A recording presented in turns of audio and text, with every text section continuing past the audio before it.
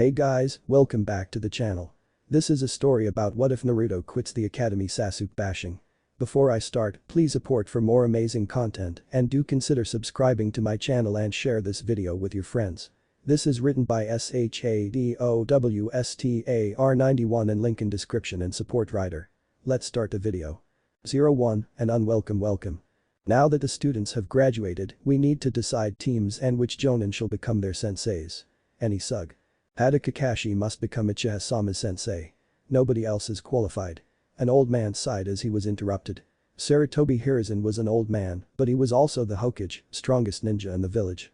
He was in a council meeting to decide how to place the new academy graduates together and who would be best to teach them further. Normally it would just be him and the Chunin instructors making these decisions. However, this class was full of many prominent clan heirs and as such, he felt the clan heads should get a say if they wished. However, that meant a council meeting. And unless it was wartime, calling a council meeting also meant calling in the civilian side. And the civilian side had spent the years since the Uchiha massacre doing any and everything in their power to make sure the only Uchiha left, Sasuke, got whatever he wanted as well as the best of it. It was getting quite annoying. Kakashi already has a student and after the incident, he has expressed his personal feelings against getting another full team. Sarutobi countered. He knew full well that Kakashi never wanted a team in the first place, but the one he was placed with almost 3 years ago grew on him. Then it happened and he's down to one final student and neither are wanting to bring in others. But who else could teach Uchiha-sama how to use his Sharingan when he awakens it? Another civilian pointed out. Most of the civilians nodded in agreement and a couple clan heads secretly admitted they actually brought up a valid point. Then once he awakens it, I can have Kakashi give him private lessons in his spare time on the proper usage of the Dojutsu. Hiruzen was really hating the council right now.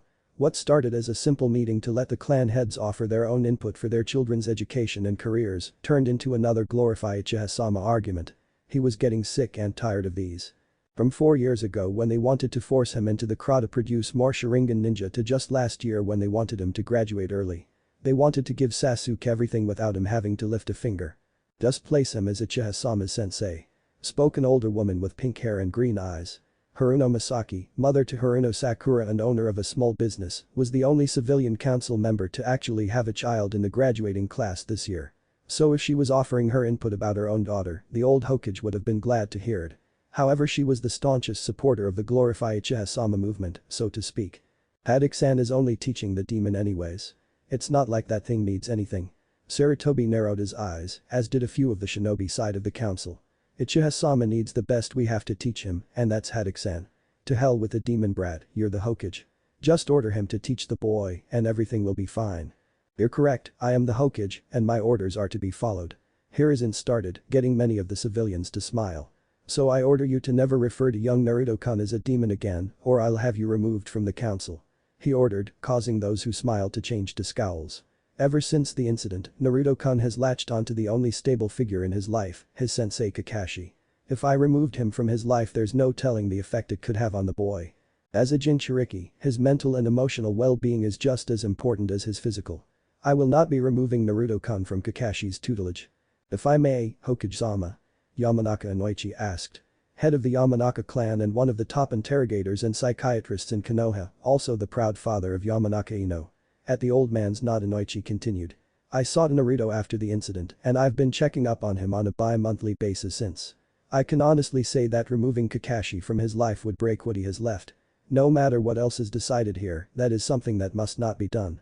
Naruto already lost control to the Kyuubi from a loss once, removing Kakashi would likely cause it to happen again. This got many council members to pale, while some were still scowling at how nobody would give Sasuke to Kakashi to teach. However, Inoichi continued, they provide a valid point about Kakashi being the only one who could teach Sasuke about the Sharingan. What I suggest is a compromise. Talk to Kakashi and convince him to take on another 2 students to have a full team again. They'll stay with Naruto like they both want and then place Sasuke under his care as well to placate the other council members. Hiruzen sighed. He knew he could do that and was hoping nobody would suggest it simply because he had no argument against why not. He honestly couldn't see any reason outside of Kakashi's reluctance to teach a full team again. But as a Kage and as ninja, he had to give out orders that weren't liked by either, yet still had to be followed. Many of the civilian council were seeing this as the only way to get Kakashi to teach Sasuke since they couldn't take him away from Naruto without risk. And then Inoichi spoke another reason, and Sarutobi lost his only hope for arguing against it. I also think it would benefit Naruto himself. He's been cold and distant to everyone outside of Kakashi since, and he needs to make some friends his own age. This would easily be for the best, since Sasuke has the same problem making friends he does, the two would hopefully be able to connect and perhaps help each other. Personally, I find this to be the best option. Play Sasuke and another graduate with Naruto under Kakashi, it would be best for everyone. Uchiha Sasuke was happy, or rather as close to happy he's been since the massacre. He had just graduated from the Ninja Academy as the Rookie of the Year, the top student in his age group. In fact, the teachers were even saying he was one of the best ever. But how could he not be? He was an Uchiha. They were always the best, the elite. And now with his graduation into the ninja ranks of Konohagakure no Sado, he was ready to begin his life's mission of killing the man that ruined his life. His elder brother Uchiha Itachi. So as Sasuke sat in his seat near the window plotting his vengeance, he was also patiently waiting for their sensei to arrive and tell them what was going to happen next. Sasuke wore his ever so common outfit of a blue shirt with the Uchiha fan on the back and white shorts. Simple, bold, and it declared his clan's power to anybody smart enough to recognize the fan. He held his hands in front of his face, and his eyes seemed to be staring off into space, but that was normal. Any moment at the academy when he wasn't being taught the skills he needed, he would assume that pose and just plan out his future encounter against his brother. Different every time too, but that was mainly because he didn't know when or where he would encounter Itachi. One thing remained the same though in all of his vengeance scenes though, everyone ended with Itachi dead at his feet. Sasuke's inner plotting was disturbed as two girls ran in through the door and started arguing about who arrived first. One was blonde with blue, pupil-less eyes. Her hair was made up into a ponytail and she wore a purple two-piece outfit and then used the common ninja wraps to cover herself underneath the cloth. The other had bright pink hair and wore a red one-piece with white outlines and a white circle on the back. The two were butting heads as they argued and Sasuke held back a groan of annoyance. Yamanaka Ino and Haruno Sakura, his two biggest fangirls in the village. Contrary to the belief of the many boys of the academy, he was not gay. The reason he never gave his fangirls the time of day was simple and twofold. 1. He wasn't going to bother with a relationship until after he achieved his life's goal of killing his brother. And 2. When he finally would get into a relationship he wanted it to be with a strong kunoichi that wasn't afraid to tell him no or assert her own opinion. A useless yes man was just annoying and irritating. If any of these fangirls were to take their training seriously and weren't afraid of standing up to him, then he just may have taken one on a date just to see what it would be like. So far the only girl that didn't bow down at his feet was the class Hyuga, Hinata. But she never showed interest in anybody and she, well better than most girls, wasn't very strong. So Sasuke just ignored her, like everyone in class seemed to do since she never drew attention to herself. Sasuke's thoughts were again disrupted as Ino and Sakura fought over the chair next to him. This was one of the few times Sasuke regretted focusing so intently on his training. He had no friends so he couldn't have one sit next to him to avoid the daily battle the two fangirls had. Still though, he dealt with it. Friends would just slow him down, and the annoying battles, if anything, gave him experience in developing a good poker face. Eventually Sakura claimed the chair and started to try and ask him on a date or get him to talk period. Sasuke stayed silent as he once more delved into his mind to plot against his brother. "Good morning class." A voice called out. Everyone turned their attention to the man that entered, Yumi no Iruka. He wore the standard Chunin outfit of blue long-sleeved shirt with blue shinobi pants and a green flak jacket. Covering his forehead was the headband of the village ninja, and across his nose was a long horizontal scar nobody knew where he got. "Today you are all genin of the village.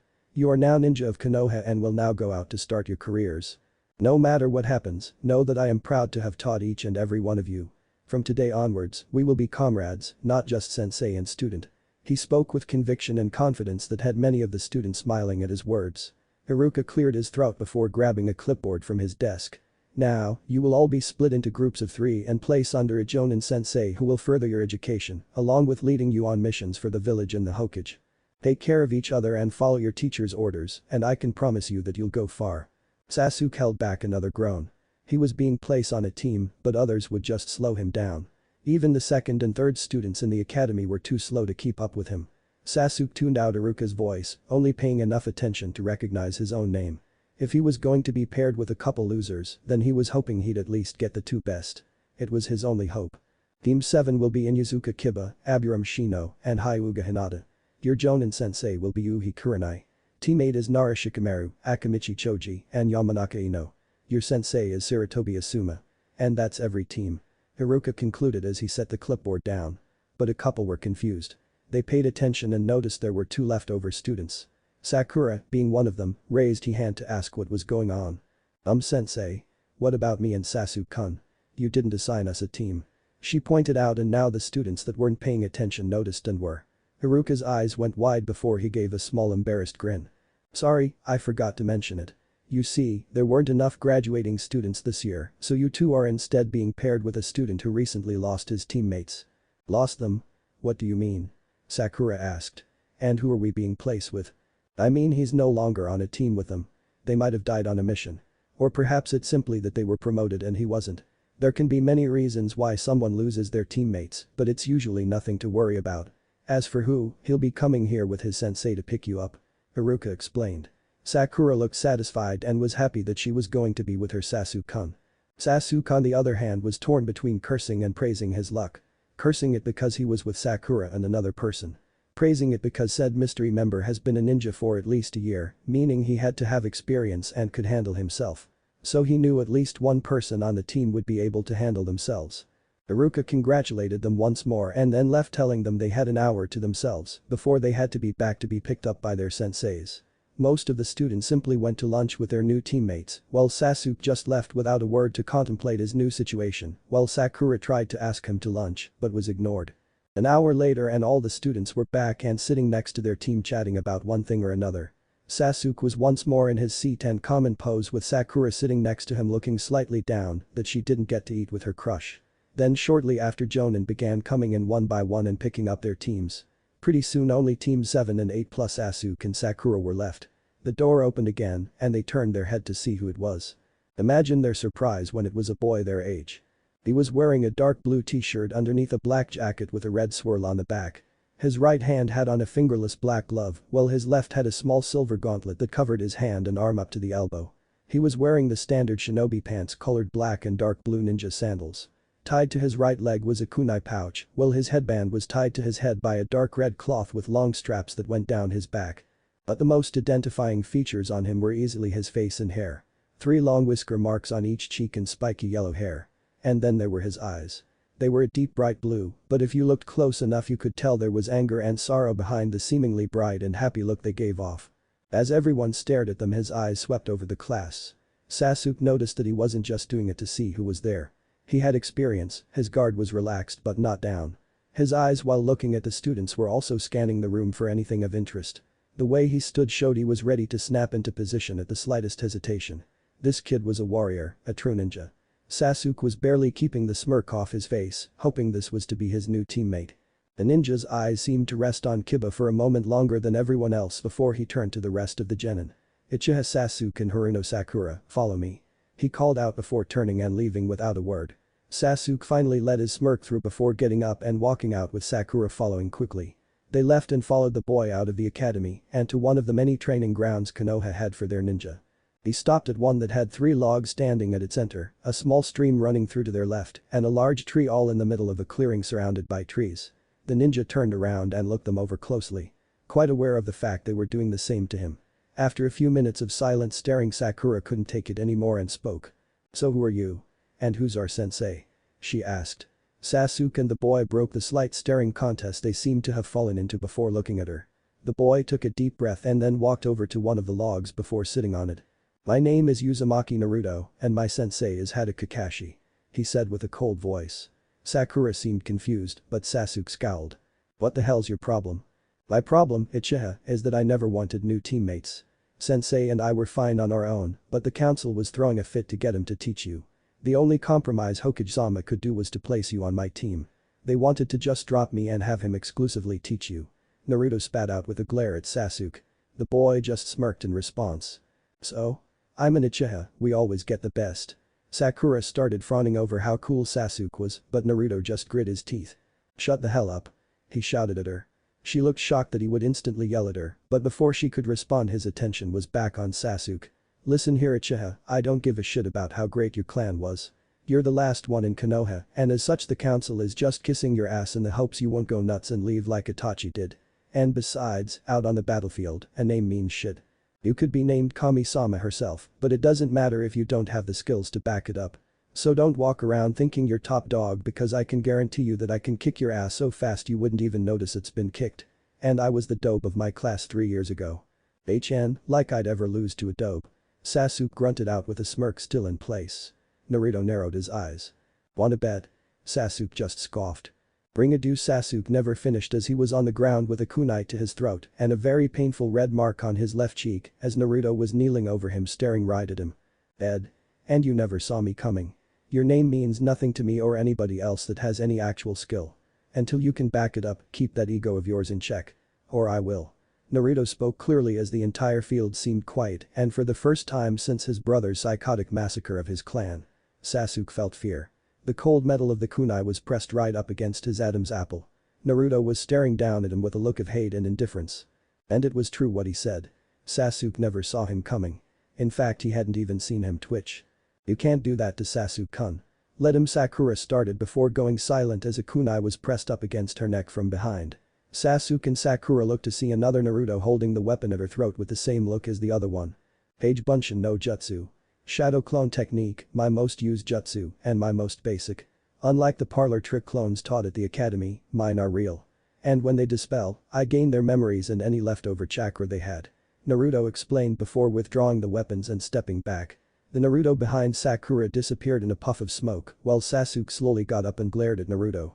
Sakura wanted to glare at him but was too busy trying to calm her heart rate down first. I don't care if you were the dope or the rookie of the year, you're fresh out of the academy and that means you suck. The council may have forced you on Sensei and me, but that doesn't mean I have to put up with any of your shit.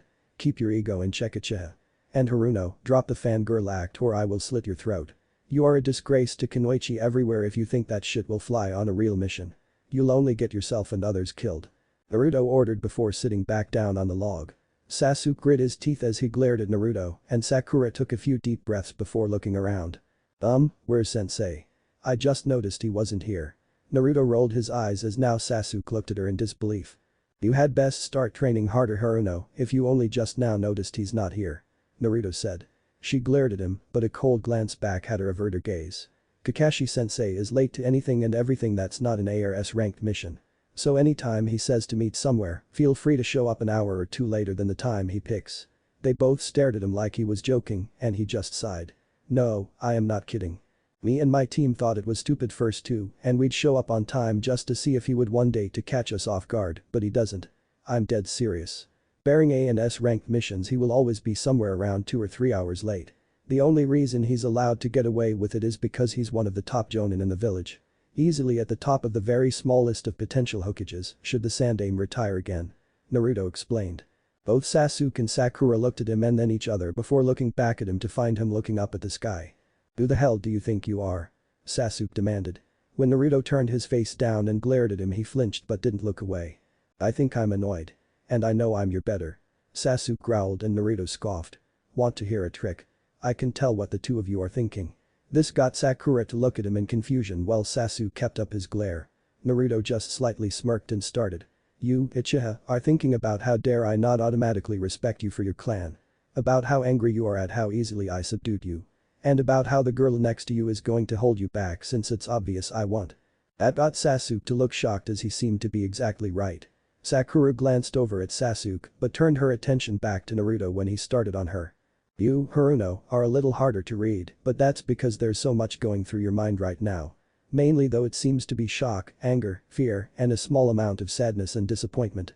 You're shocked and fearful of my skills and what the Uchiha seems to think of you. You're angry at me for harming said Uchiha and for shouting at you. And you're sad and disappointed that the Uchiha seems to think so little of you. Naruto said. Sakura hung her head as he accurately read her mind. Suddenly there was a swirl of leaves in front of Naruto and the other two new ninja looked to see a jonin with gravity-defying spiky gray hair and his headband tilted to cover one of his eyes. He also wore a cloth that covered his face from his nose down. Effectively making it so only one eye was seen on his entire face. Hey Naruto, do you know where the new students are? I went to the academy to pick them up but all the students were gone. He asked, completely oblivious to the two others staring at him in shock. Naruto just shook his head at the man and pointed behind him. Oh, you went and picked them up already. Well that saves time. You're always late and I didn't feel like waiting for 3 hours for you, so I lied about the time to you and grabbed them early. Hey Naruto, they look a little scared or angry at you for some reason. Mind explaining? Kakashi asked as he looked closely at Sakura and Sasuke, completely ignoring Naruto manipulating him slightly and going behind his back. Said blonde just grinned. I pulled the mind trick. Kakashi laughed and rubbed the back of his head. Naruto, that's not very nice to do to your new teammates. Just cause she taught you to read a person just from their face doesn't mean you should freak people out and make them think you're Yamanaka now. He said as Naruto chuckled slightly. You know, I wonder if she'd be happy you learned to do that so well or angry that you're copying her favorite prank. Kakashi wondered out loud. Naruto just smiled sadly and looked back up at the sky. Don't know. I wonder about that myself. He answered. Kakashi just looked at him for a few moments before sighing and turning back to the other two. By now they seemed to have gotten over the shock of him appearing out of nowhere. And slightly over their anger at the blonde in Sakura's case and fear in Sasuke's. So seeing all that, Kakashi decided to start talking and introduce himself. Alright, well let's get started then. My name is Hada Kakashi and from today on I'm going to be your Jonin sensei. Why don't we learn a bit more about each other now? Why don't you tell your likes, dislikes, as well as any hobbies you have and your dreams for the future? He spoke, then Naruto flicked a small pebble at the back of his head without looking. Kakashi turned to him and mock glared as the blonde just smirked. You're doing it again sensei. Kakashi sighed. Right. I'll start. I like dogs and reading my books. A dislike of mine is people who don't like my books. As for hobbies, I mostly just spend my free time reading or spending time with Naruto here. And I don't feel like telling you my dreams for the future. Kakashi said. Naruto sighed and faced him after a small glance at Kakashi. At least it's better than the first time you did that. He muttered before clearing his throat. I like ramen and relaxing atop the Hokage monument looking over the village. I dislike the ignorant and hateful, the time it takes to cook ramen, as well as the entire village of Awagakure. This got a couple raised eyebrows, but he continued without a care. My hobbies are gardening and training, and my dream is to become the Hokage so that I can protect the village. Sakura and Sasuke looked them over, taking in the information before Sasuke decided he might as well talk. I don't really have anything I can claim to like and I don't like far too many things to name. If I had to name something as a hobby, it would be that I spend my free time training. And I don't really have a dream for the future cause I know it's going to happen because I will make it happen. I'm going to rebuild my clan after I kill a certain person. Sasuke said, clenching his fists and looking down towards the end of his little show and tell. Sakura looked at him with a blush, thinking he was so cool, and other such fangirl-related subjects as Kakashi seemed impassive, and Naruto just scowled at the attitude he had. They all then turned their attention to Sakura, and she seemed to realize they were no waiting on her. I mean the person I like is she muttered as she snuck a glance at Sasuke, though they all saw it. My hobbies are again another glance towards the Uchiha. My dreams a third glance and by this time they all were getting annoyed at her behavior. Dislikes? Kakashi asked when she seemed to get lost in her dream world of Sasuke. Huh? Oh this girl named Ino and people who make fun of me. She responded. Kakashi just nodded his head and started speaking. Okay, you two. Before we can go on missions or anything else, I need to know what you can do. So there's going to be a little spar first. Naruto. Kakashi gestured as the blonde stood up from the log and walked over to the side. Now, fight him with everything you've got. We need to see what you have so I know what to train you both in. Sensei. Who should he fight first? Sakura asked. This got Naruto to laugh. Oh no, he didn't mean one-on-one. Both of you, same time, right now. Bring it. 02, a hard lesson. Okay, you two. Before we can go on missions or anything else, I need to know what you can do. So there's going to be a little spar first. Naruto. Kakashi gestured as the blonde stood up from the log and walked over to the side. Now, fight him with everything you've got. We need to see what you have so I know what to train you both in. Sensei. Who should he fight first? Sakura asked. This got Naruto to laugh. Oh no, he didn't mean one-on-one. Both of you, same time, right now. Bring it. The blonde declared as he got into a ready stance. Sasuke smirked thinking he could get some payback early while Sakura still looked unsure. But we might really hurt you. Her response got both Naruto and Kakashi to laugh. Kakashi got his under control as Naruto was still trying to make sure he wouldn't fall over. Naruto will be fine Sakura. This is going on his third year as a genin now. And he's very powerful. Trust me, if you actually hurt him I'll pay you. Even I have to be careful around him. Kakashi said. Sasuke now looked more determined than ever to fight and got ready as Sakura still looked worried but got into a loose stance. Now remember you two, don't hold anything back. If you have a trick you think can work, use it. If you have any jutsu outside the Academy 3, use them. Naruto will stick to a defensive style only so that you two can show off all of your skills. But you should still be careful and try to take him down quickly because after a while I'll tell him to switch to offense to see how you both handle defense. Now are you all ready? The silver-haired man asked as he looked over the three children. Two looked determined while one was still unsure but willing to try. Alright then. Hajime. Instantly Sasuke rushed forward and threw out a right hook towards Naruto's face. The blonde ninja caught the fist in his left before using his other hand to grab Sasuke by the collar and flipping him over his shoulder and slamming him into the ground. Naruto then leapt back a couple feet and kept his eyes peeled for any tricks he might have done while simultaneously keeping Sakura in sight. Sadly, the pink-haired girl didn't even try to attack him or anything of the sort. Rather, she ran over to Sasuke yelling Sasuke-kun at the top of her lungs and helping the Uchiha stand. Naruto rolled his eyes while Sasuke just roughly shrugged her off and stood on his own. He then pulled out a kunai and held it in reverse grip as he charged again. Sakura by now realized that she actually needed to do something and started to think of what she actually could do. She didn't have anything special outside of the Academy 3 and she knew it. She was from a civilian family, meaning they couldn't teach her anything that could help her with her career choice. As she watched Sasuke rush forward and begin slashing at Naruto while also punching and kicking to attack, she saw that the whiskered boy would effortlessly dodge the punches and kicks and use the silver gauntlet on his left arm to block any kunai slashes that got too close. Sasuke-kun can't get him if Naruto's focused just on him. I need to draw his attention somehow. Stand still. Sasuke shouted angrily as Naruto blocked a punch and held back the kunai with his armored hand. Naruto just rolled his eyes at the Uchiha, getting him even angrier at him. Who the hell is this bastard? He's barely even trying to hold me back. And Sakura is still as useless as ever. I need an opening. As if to answer Sasuke's silent prayers and to prove him wrong, Sakura suddenly threw out a handful of shuriken at Naruto, getting him to jump back. She then threw more at him to keep him occupied. The blonde just whipped out a kunai and started deflecting the weaponry with precision, knocking each metal star into the ground instantly. As Sakura did, Sasuke smirked thinking this was his chance to prove his superiority. He took a deep breath as he ran through the need seals and gathered the required chakra. Kaiten. Kakakyu no Jutsu. Fire release. Great fireball technique. Naruto turned his attention to Sasuke as he launched a fireball at him. Naruto smirked and channeled chakra into his gauntlet before holding his hand out and slamming it into the oncoming fire. Naruto was pushed back a little before he channeled chakra to his feet. With a loud yell he shoved his hand further and the fireball seemed to break and fall apart. Naruto looked at the shocked faces of his opponents and smirked. Please tell me you can do better than that. Sasuke just stood mouth agape at how Naruto easily disabled his best juts while Sakura was staring at him like he wasn't human. Alright Naruto, I think that's enough testing their offense. Why don't you test their defense now? Kakashi called out. Gladly. Naruto seemed to vanish before appearing before Sasuke and throwing out a punch. It was quite obvious to both of the new ninjas that he was holding back. After all, last time they didn't even see him. Sasuke did his best to move out of the way and barely managed it before Naruto kneed him in the gut. He then quickly hit Sasuke with an uppercut before vanishing and appearing by Sakura. She barely had time to turn and face him before his fist buried itself in her face and sent her flying back. She was knocked unconscious and Sasuke was breathing heavily as he tried to just sit up from where he landed on the ground. Kakashi shook his head. Naruto, we needed to see what they could do. You were supposed to hold back. I did Sensei and you know I did. They're just too weak. Naruto countered. Kakashi sighed and helped Sasuke up and leaned him against one of the three logs before he sat Sakura against one. So now what? The only thing I can say was worthwhile was the Uchiha knowing a Kaiten jutsu.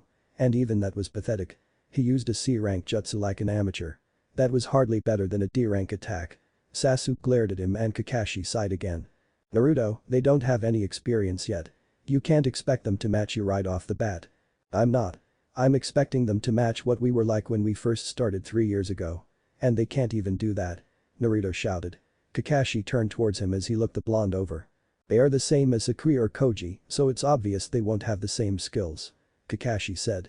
Naruto just grit his teeth and was about to retort, but Kakashi kept talking. Just because you don't want to have a team again doesn't mean I can or will just get rid of them. Hokage-sama placed them under my tutelage, just like you. You need to move on Naruto. They wouldn't want to see you acting like this. Naruto flinched before glaring at the man. Just like you and Obito or Rin, right? He bit back darkly before vanishing in a swirl of leaves. Kakashi sighed but let him leave. Naruto had every right to bite back like he did, just like Kakashi knew he had no right to be lecturing him about moving on when he barely could himself. Sasuke was looking between Kakashi and where the blonde was with a confused expression as Sakura started to stir. Oh, what happened? She grumbled before looking around and seeing Sasuke and Kakashi. She noticed Naruto was gone and while slightly curious about him, she was more relieved he wasn't there to mock or belittle them anymore. She rubbed her cheek where Naruto had hit her as Kakashi knelt down in front of the two. Naruto beat you both quite easily and he also defended against the two of you just as easily. To be honest, I read your files and already knew everything you could do. The real reason I had the two of you fight him was to see if you would work together, which you did. Slightly. That's just something we'll have to work on in time. Sakura, you were quoted as having a high intelligence and near perfect chakra control. But on the other hand, your physical skills are lacking and your reserves aren't that big. Sasuke, the teacher said you have above average stamina and reserves, as well as a good grasp on tactics, well you would seem to soak up any and all jutsu related lessons. The downsides they gave for you were your lack of care for your fellow classmates and your control needed just a small bit of fine tuning. Again, these are things we'll work on together. Kakashi said as the two seemed to take in what he said.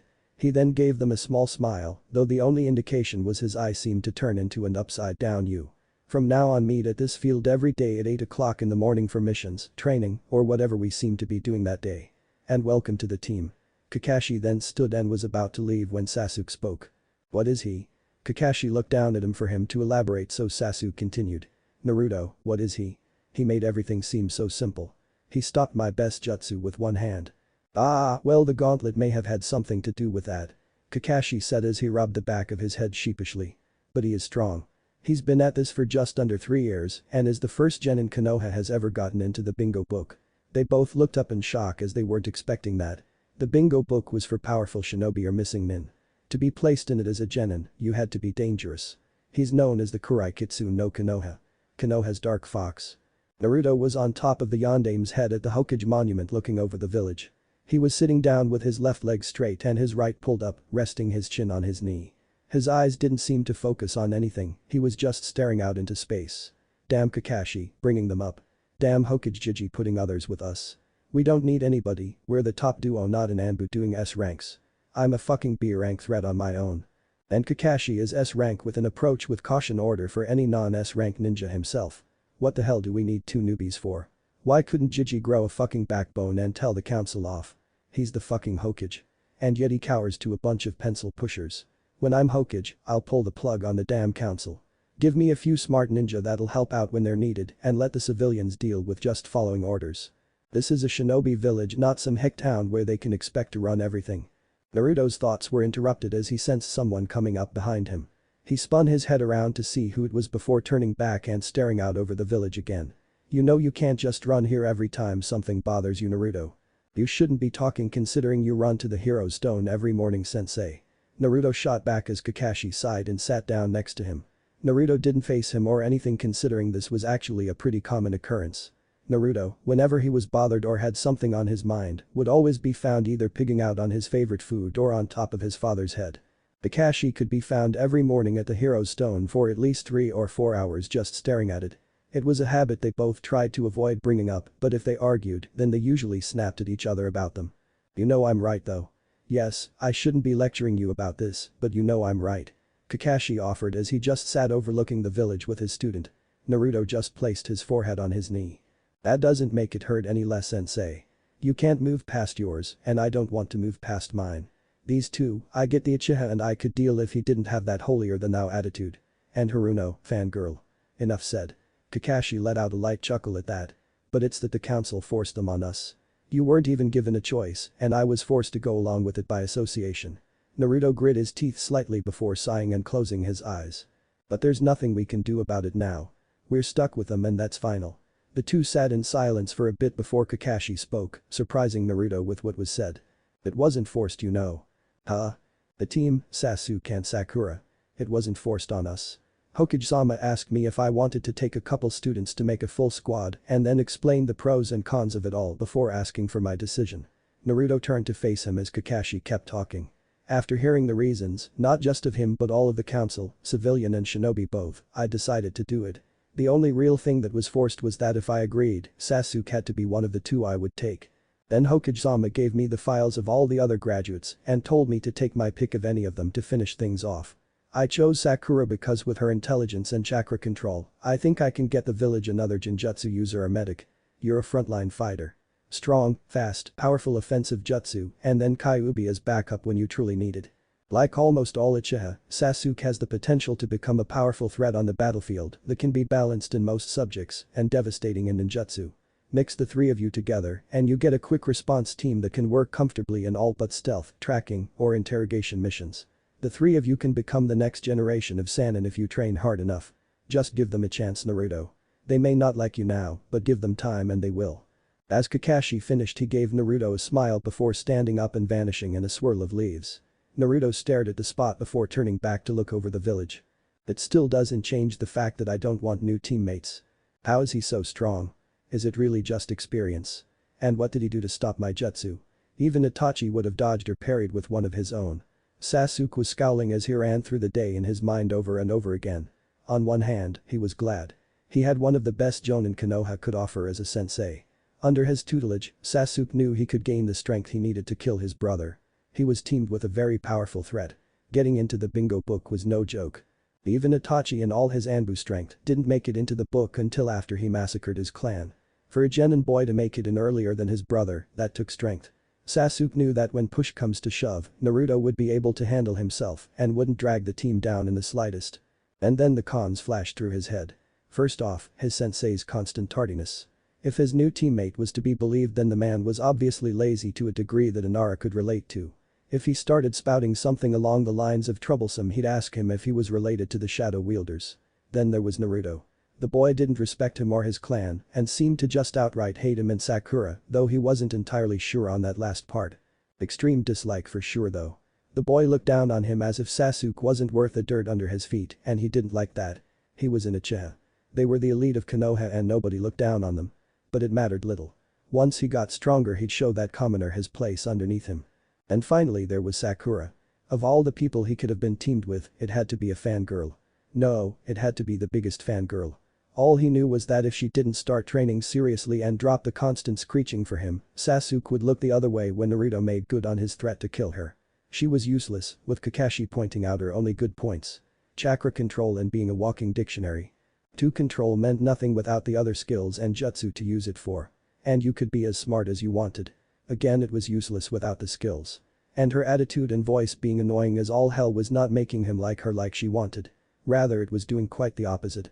Sasuke let out a sigh as he thought about his team. Might as well get used to them. I'll show up the commoner eventually and Sakura will either shape up or get left behind. But it doesn't matter either way, so long as she doesn't slow me down. Killing Itachi is all that matters, Sasuke thought as he walked into his clan compound. His eyes glanced over the empty streets and buildings as a few images of that night flashed through his mind. Soon Itachi. Soon I'll be strong enough to avenge them. Soon you will be dead. I'm home. Sakura called out as she took off her sandals and entered the house. She heard her mother reply from the kitchen and went over there before sitting down at the table and giving a small smile. So how did things go today? Masaki asked. She already knew what team she was on due to the council meeting, but she wanted to hear her daughter's perspective before she said anything herself. Sakura sighed but then smiled a bit more. It was alright. I got placed with Sasuke-kun and then we were put with some kid who's been a genin for a couple years already and his sensei. According to the kid, our sensei is really strong but kind of lazy, while the kid himself is strong but a jerk. He actually hurt Sasuke-kun and me in a spar and acted like Sasuke-kun was worthless. I would have told him off, but he kinda scared me. Sakura admitted with a small shudder as she thought about the cold look and words Naruto had sent towards her. Masaki scowled at the thought of Naruto hurting her daughter and the Uchiha. Sakura, that D-boy, she spat out, remembering the Hokage's order. Is dangerous. I know who he is, like a lot of the village does, so trust me when I say this. Stay away from him as much as you can get away with. He won't hesitate to harm you or Uchiha-sama if he wants to. Just listen to your sensei and stay out of that boy's way. He's nothing but trouble.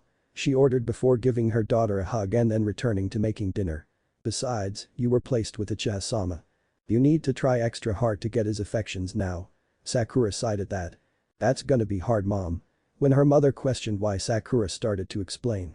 Our other teammate, Naruto, he did this trick where he could tell what we were thinking by reading our faces. When he read Sasuke-kun, he said that he thinks I'm weak and will only hold him back. Sasuke-kun confirmed it when he looked shocked at how accurate Naruto was. And then he read me like an open book right after. Sakura looked depressed, and Misaki was wanting to kill the demon more and more with each passing second, but then sighed. Well, if Uchiha-sama thinks you're weak, then you'll just have to train and get strong enough to impress him. Sakura looked up as her mother kept cooking. I think it's time for a different approach.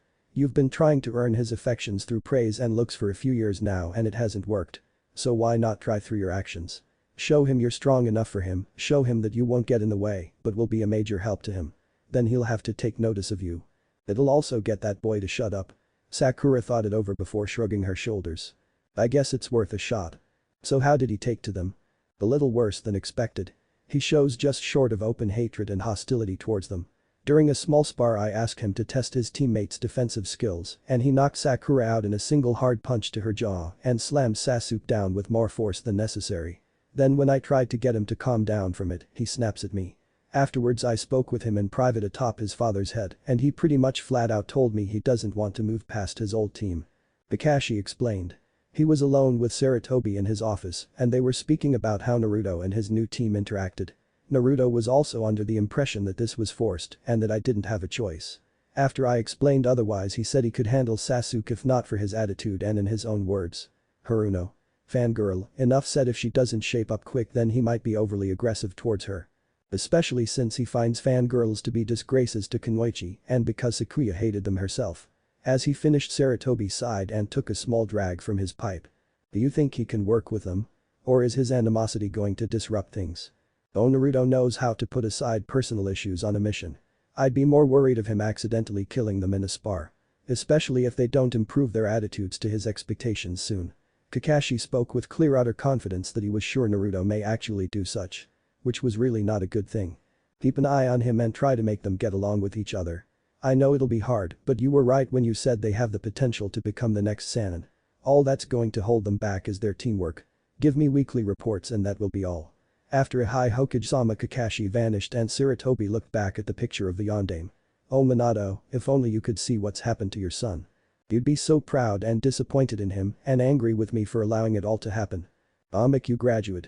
An 8-year-old, soon to be 9, Naruto was smiling as he stood in front of his sensei Iruka. He wore a large orange jumpsuit with bits of blue on it and a red swirl on the back. Iruka gave a small sigh as he smiled at the child in front of him. Naruto was trying to graduate early, which was normal for a lot of kids actually. The academy allowed anybody from the age of 5 to 9 to enroll for a 4-year course. Once you received a parent or guardian's permission, you were cleared to attempt the graduation exam early. Had Kakashi and Uchiha Itachi both gaining parental permission and finishing before the 4 years were up, being the primary examples of the practice. Orphans, however, didn't need parental permission since they didn't have anybody to look after them. But to make sure they didn't just try to graduate as soon as they got into the building, orphans were required to go to the academy at least 2 years.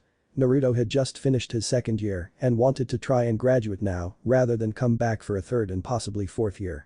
Anybody who wanted to try and graduate early had to come on the day after the normal graduating class took their tests. This way they wouldn't bother anybody and they could accurately add in any possible early ninja into the class roster and team setups. So what do I gotta do to pass, Iruka-sensei? Naruto asked as he was having trouble keeping himself from bouncing in place. Iruka chuckled at his enthusiasm and set a sheet of paper in front of him. Naruto looked down and instantly frowned at the written test. First, you have to get a passable score on this test, Naruto. Then there are 2 more steps that I'll lead you through. So I'll give you an hour to do that and then we'll move on. So start. Iruka explained as Naruto grabbed a pencil and started writing. An hour later Iruka told him to stop and took the paper. He did a quick grading of it that took him only 10 minutes before saying that he scored just above the bare minimum allowed. Naruto smiled and Iruka then led him outside. Okay Naruto, now you'll have to run an obstacle course. Then after a small 2-minute break, you'll have to accurately throw the kunai and shuriken I provide to hit all the targets you can. And finally, a small spar against me where you have to either last a certain amount of time or actually defeat me. Okay. I'll blaze right through all of this. Naruto declared as he took his point at the starting line. Iruka picked up a stopwatch and waited a moment to check if Naruto was ready before shouting go. As the blonde ball of energy ran at top speed. Naruto ducked under the obstacles, swung over the pits and balanced as best he could while keeping his top speed. Finally he reached the finish and bent over with his hands on his knees. That course was hard. So how'd I do? Just under 4 minutes, Naruto. Not bad, you need to make it fewer than 5 and you beat that by a whole minute. Some of the current grade 8s couldn't even do that. Iruka said, honestly impressed.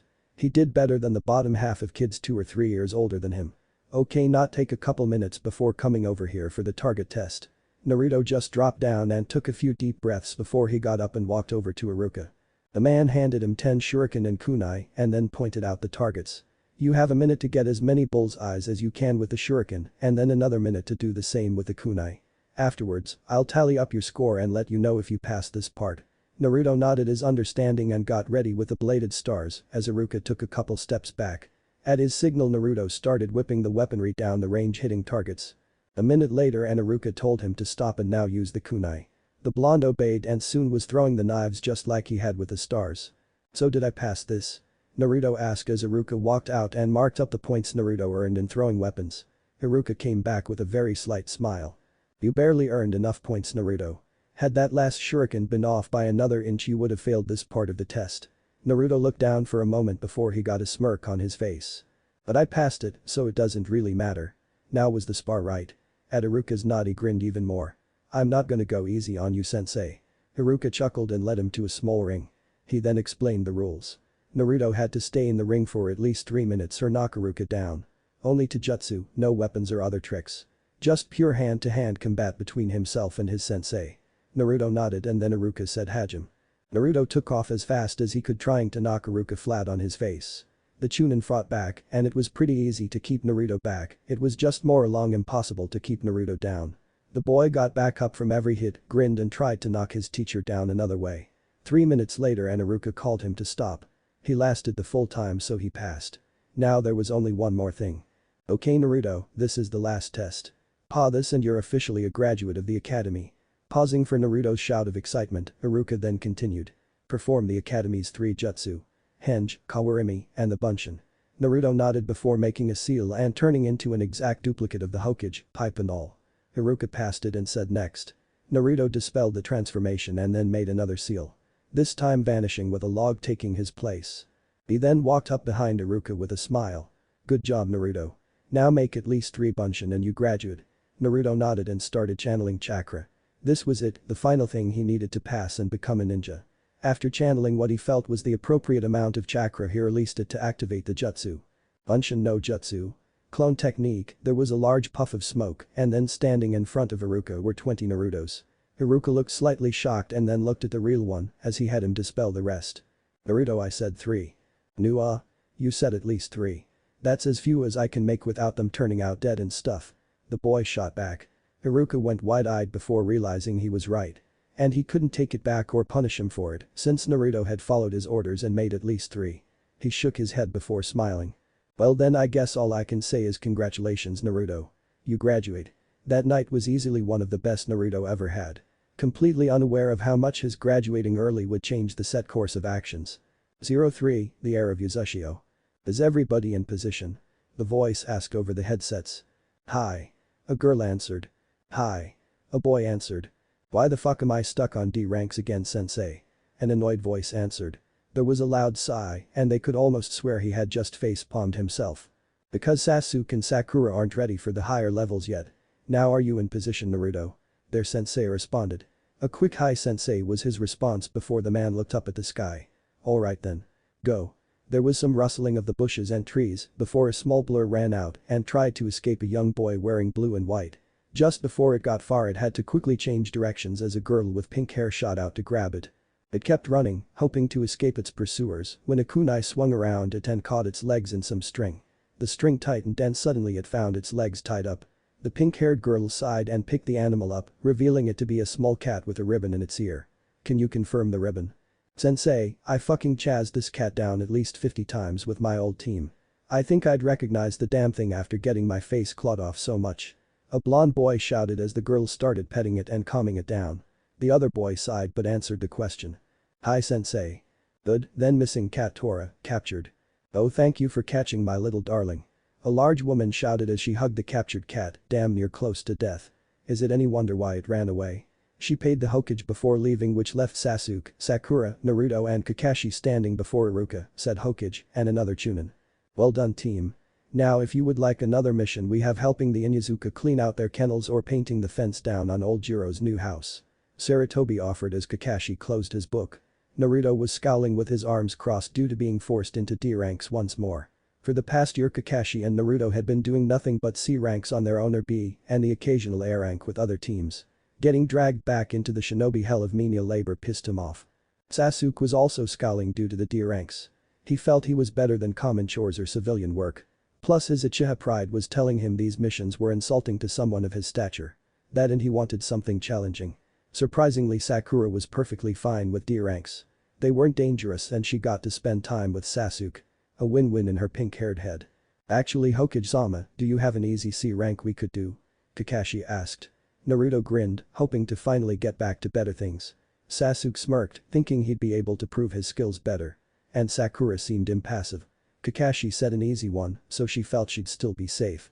Iruka looked over Sasuke and Sakura and seeing their attitudes about his request, chose not to say anything. Sasuke was a fast learner and Sakura was the smartest girl of their class.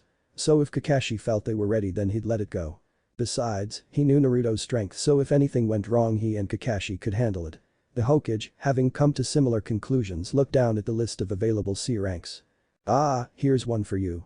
You are to escort a man to his home in Nami no Kuni and protect him as he finishes his project. Send in the client. Sarutobi called out. The door opened and a man wearing mostly brown and tan clothes walked in. He had a bottle of sake in his hand and a blush on his face, showing he was clearly drunk. He looked over the team before taking a swig of his sake. This is it? A group of little brats to protect me? They don't look like much, especially the blonde one. He muttered before taking another drink. Or trying.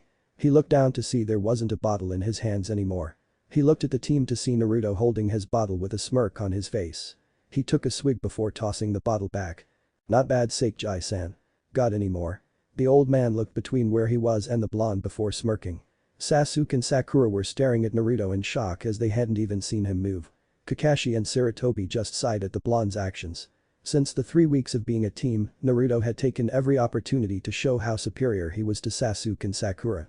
He did so for a couple reasons, one was to hopefully get them to quit or ask for a team transfer once they understood how weak they were. And the other was to get them to train harder to try and catch up. Sasuke seemed to take the hint and had trained harder. Sakura on the other hand, well she trained harder than she used to, but she was still more concerned about looks in Sasuke than her own life it seemed. In spars he would beat them down in seconds as brutally as he could get away with. And in everything else he would mock them and belittle any accomplishment they got. He hated being with them and was determined to either get rid of them or whip them into shape. I like you kid. Anyways, I'm the great bridge builder Tazuna. I expect top-class protection on this trip. Kakashi just looked down on his students. Okay you three, meet at the main gate in an hour. Pack some supplies for I'd say a week or two. He then vanished in a puff of smoke. Sasuke and Sakura left out the door to do just that, while Naruto just gave a slight nod to Sarutobi before vanishing in his own shunshin. Tazuna looked back at his bottle wondering if he was seeing things before shrugging his shoulders and heading towards the inn where he left his stuff. So where's your sensei kid? Tazuna asked as he and Naruto stood by the main gate. Naruto and the old drunk were just standing there waiting for Kakashi as Sasuke and Sakura were standing off to the side. Sasuke was thinking about what might happen on the mission, while Sakura was trying to talk to Sasuke about how romantic the trip could be. Needless to say Naruto was barely holding himself back from throwing a kunai into her head. He could see that Sasuke seemed to be silently praying he would do just that as well. Tempting, but I can't. I can scare her though he thought before turning back to Tazuna. Oh he'll be here soon. He then made a hand sign and 3 clones popped into existence right next to him. Go get Sensei at the Hero Stone and tell him we've got to go. Drag his ass here if you have to. The clones nodded and vanished in swirls of leaves. Naruto then rolled his eyes and grabbed a kunai before tossing it at Sakura, giving her a slight cut on the cheek. Haruno shut the hell up. He's not talking and you're just pissing both of us off. Sakura held her hand up to her cheek and quickly glared at him as he just glared back. Go ahead, tell me I'm wrong. Neither of you have a good enough poker face to hide shit from me yet. And I swear to Kami, if you try something I will shove my foot up your ass. She scowled before turning away and giving a glance at Sasuke to see he hadn't changed facial expressions once during Naruto's shouting episode. She sighed but stayed silent as she took out a small bandage and covered her cheek. I take it you don't like her? Or him either? Naruto muttered but stayed silent, showing he wasn't wanting to talk about it. Tazuna just shrugged and went back to his sake as they waited for Naruto's clones to bring their sensei along. Which was a surprisingly short wait as they all dropped him in front of the original 5 minutes later, with his hands tied behind his back. They then dispelled, giving Naruto the memories on how they captured him, and he shook his head as he untied the Jonin. Seriously sensei, you need to pay more attention when you're at the stone. That was way too easy for 3 to get you. Normally that would have taken at least 10. The silver-haired Jonin chuckled sheepishly before checking over the 3 of them and leading them out. So, Nami no Kuni huh? Naruto asked as they were all walking down the road. Tazuna was standing between all 3 genin, with Naruto at point, Sakura to his right and Sasuke to his left. Kakashi was a few feet behind them reading his book. When Tazuna answered in the affirmative, Naruto raised his voice. Hey sensei. Would it be okay if I go visit after the mission, but before we come back? Sakura and Sasuke got confused looks as Kakashi looked up from his book as he thought about it. I don't see why not. If there's no danger and we finish ahead of schedule then sure. He then went back to his book as Naruto was now staring ahead with what looked like a blank stare. But even Sakura could tell he was thinking about something. Visit where? She asked. Naruto opened his eyes a bit as he hadn't expected her to care. But then his expression softened a bit and he guessed he might as well answer. My ancestral home. Uzashigakure. Wait, you're not even from Konoha? Sasuke asked. Naruto chuckled and shook his head. No, I'm from Konoha. But my mother wasn't and neither was my clan. Deciding to explain, he took a deep breath. My clan was the ruling clan of Uzashigakure of Yuzu no Kuni. They were exceptional fighters specializing in Fuinjutsu. And to a lesser extent, Kinjutsu. They were one of the first hidden villages formed before Konoha even. In fact, after forming and seeing how they seemed to be doing well, the Uchiha and Senju clans, which had been trying to come to peace with each other for years, decided they would join together and form their own shinobi village. They contacted the Uzumaki clan and asked for them to be the mediator to their peace talks and help them establish a village here in Hai no Kuni. Which my clan agreed to. Eventually they got the attention of Hai no Kuni's daimyo, and the daimyo agreed to provide funds and recognize them as a separate military force, so long as the village agreed to serve and protect the interests of the country. The result was the birth of Konohagakure no Sado. To thank the Uzumaki and Uzashigakure, Konoha became allies with them. The red swirl on my back and on the clothes of so many other ninja back home, that's my clan's symbol. Worn proudly as a sign of honor and respect to the clan that helped the Uchiha and Senju found the village. I always wondered what that mark was. I thought it was just something the older generation wore cause they had to, like their headbands. Sakura stated as she looked at the swirl on his back. Naruto shook his head. No, cause otherwise it would be mandatory like them. It's not though and some people don't wear it. Most have forgotten what it means since this was so long ago. To further cement our alliance though, the Uzumaki clan head married off his daughter to the one chosen to be the Shodai Hokage. In a way, I'm related to the first Hokages of our village. Naruto said with a grin. Sasuke stared in shock. You're kidding. You're related to the Shodai. Hinda. Uzumaki Mito was the woman he married. And she's sort of like my great aunt or something. I'm not a direct relation, but more like I'm cousins with the Senju clan. Sasuke and Sakura seemed to be quiet as they digested all the information before Sakura noticed something. Wait, so after the mission you want to go visit your clan's homeland? But we're going to Nami, not Yuzu. You'd be going to a whole other country. No I wouldn't because Yuzu doesn't exist anymore. Neither does Uzashigakure either now that I think about it. He said as he hung his head down. What do you mean? Sasuke asked. Sakura seemed to be eager to learn as well as Naruto sighed. I mean I'm like you Uchiha. I'm the last of my clan as well. This got both of them to recoil slightly as they didn't expect that. My clan and village was strong. They were a minor village, but they were as strong as one of the 5 greats. And said greats didn't exactly like that. Iwa and a few minor villages allied with it decided to put the Uzunin in their place as it were. They launched an attack that pretty much wiped them off the map. It wasn't a battle, but a slaughter. A massacre. Not one person in the village survived. This got Sasuke to grit his teeth and look down. Any mention of massacres got to him since his clan went through one. It was this that started the Third Ninja War actually. Konoha was outraged one of our closest allies was destroyed, so we retaliated. Both could tell that this had to be part of the reason he hated Iwa. After all they destroyed his entire clan and their village. You can't just forgive something like that. If nobody survived, then how were you born? I mean you said you were born in Konoha, but your clan was wiped out long before you were born. Sakura asked. Naruto chuckled slightly. About 10 to 15 years before the destruction and war, Konoha needed something. They needed someone with a special kind of chakra for a special task. They searched the village but didn't find one that fit the bill. So they had people search their allies to see if they did. Turns out, Uzashio had someone exactly like they were looking for. My mother was discovered to have the special chakra Konoha needed. After some deals and negotiations she was brought to Konoha and enrolled in our ninja forces. Naruto explained. When the war broke out, she was usually leading the charge on battlefields in vengeance for our clan. Uzumaki Kushina, the Akatakai no Konoha, Konoha's Red Death, the only ninja with a body count higher than her was the Yondaime. With her home village gone and being the last of the clan, she decided to restart the Uzumaki in Konoha. Sadly, she died the day I was born. He muttered with clenched fists and closed eyes as he thought about something. What neither of the genin knew. Kakashi sighed behind his book as he listened into the conversation. He was opening up to his teammates, which was good, but still had that problem of letting go of the past. Not that he was much better, which he freely would admit. Wait, you said you wouldn't be going to another country. You never explained that. Sakura pointed out. Naruto was about to talk, but Tazuna surprisingly answered that. That's cause Nami is Yuzu. He said before taking a drink. Seeing Sakura and Sasuke looking at him in shock, he continued. After the war our people wanted to forget the humiliation of our total defeat and wanted to start fresh. So the country changed its name from Yuzu no Kuni to Nami no Kuni, and we never again tried to make a ninja village. We kept our close ties to Konoha and Hai no Kuni though. We just wiped our hands clean of our own shameful history. Azuna finished and Sakura and Sasuke nodded as things seemed to make sense, as Naruto was quietly growling at how Tazuna referred to their slaughter as shameful.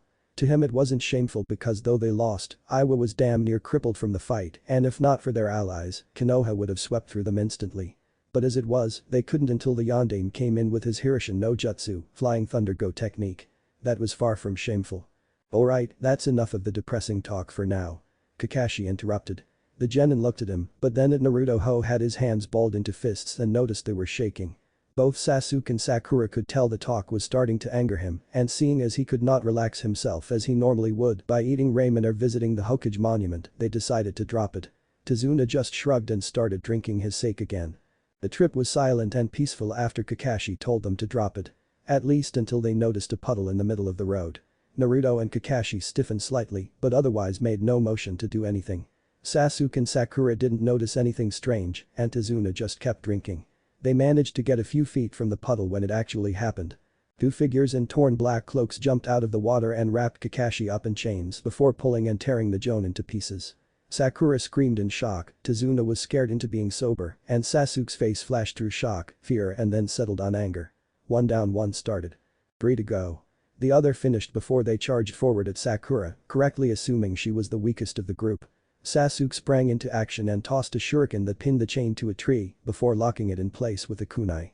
As the two dealt with being jerked back, he landed on the clawed gauntlets the two had and then kicked them both to the face simultaneously. They shook the pain out of their heads as Sasuke landed before they disabled the chain and charged again. One headed to fight Sasuke while the other headed at Sakura again. Sasuke whipped out a kunai to his hand and started to block the claws of the Kirinin and try to find an opening while Sakura was still staring in shock and fear. Just as the ninja came close and was about to take her face off with a clawed hand to the face, he was suddenly thrown back hard enough that he collided with the other and both crashed into a tree. Pathetic Haruno. At least the Uchiha fought back. Why are you a ninja again? Naruto taunted as he stood in front of her with his leg outstretched, as if he had just kicked something, which technically he had. If you're scared senseless by such a small thing, then you need to quit. You're just dragging us down even more than I thought. Now let me show you how a real ninja handles things. He said as he lowered his leg. The moment he did he vanished into thin air and 4 Narutos appeared and rushed the two missing nins as they were standing. The clones split up to take them on 2 to 1 each. One was pounded between the two like a ball from a barrage of rapid kicks and punches, while the other was thrown to the ground before getting tossed up and slammed down again. Not even a minute later and both were wrapped up with ninja wire and tied up back to back. It was then that the clones vanished and Naruto was standing there without even looking winded. How? One mumbled out as he tried to stay awake. The other was silent, but that was more because his jaw was broken. Naruto knelt down and turned their heads to face him. Who the hell are you? The Kurai Kitsune. Was the blonde's response. Both paled dramatically as they looked at him in horror. Sasuke was torn between anger at his fight being taken away, shock and fear at how simple Naruto had beaten them, and curiosity at why they were paling so much at his title. Other than being the only genin in the bingo book under that title, Kakashi hadn't told them anything else about it. And they didn't have a bingo book to check and see what he did to get in it. Now you two are going to tell me why you attacked us, who you're working for, and why you should live. Naruto ordered in a no-nonsense tone. Both nodded and the one that could still talk explained everything. From being hired by Gato to kill the bridge builder to also working with Mamachi Zabuza and planning the small attack. They had no doubt Zabuza would shortly learn of their failure and would come himself next time. They also pleaded to be allowed to live. Naruto just stood with a blank face and they thought they were going to die before he lashed out with a kick that knocked both unconscious. Well, that's a little frightening. The demon of the mist, huh? Kakashi muttered as he seemingly appeared next to Tazuna without a mark on him. Said old man and Sakura both jumped into the air with a shout as they hadn't heard or felt him come up. They all then looked to his corpse to see a pile of shredded wood, no doubt from a log he had replaced himself with.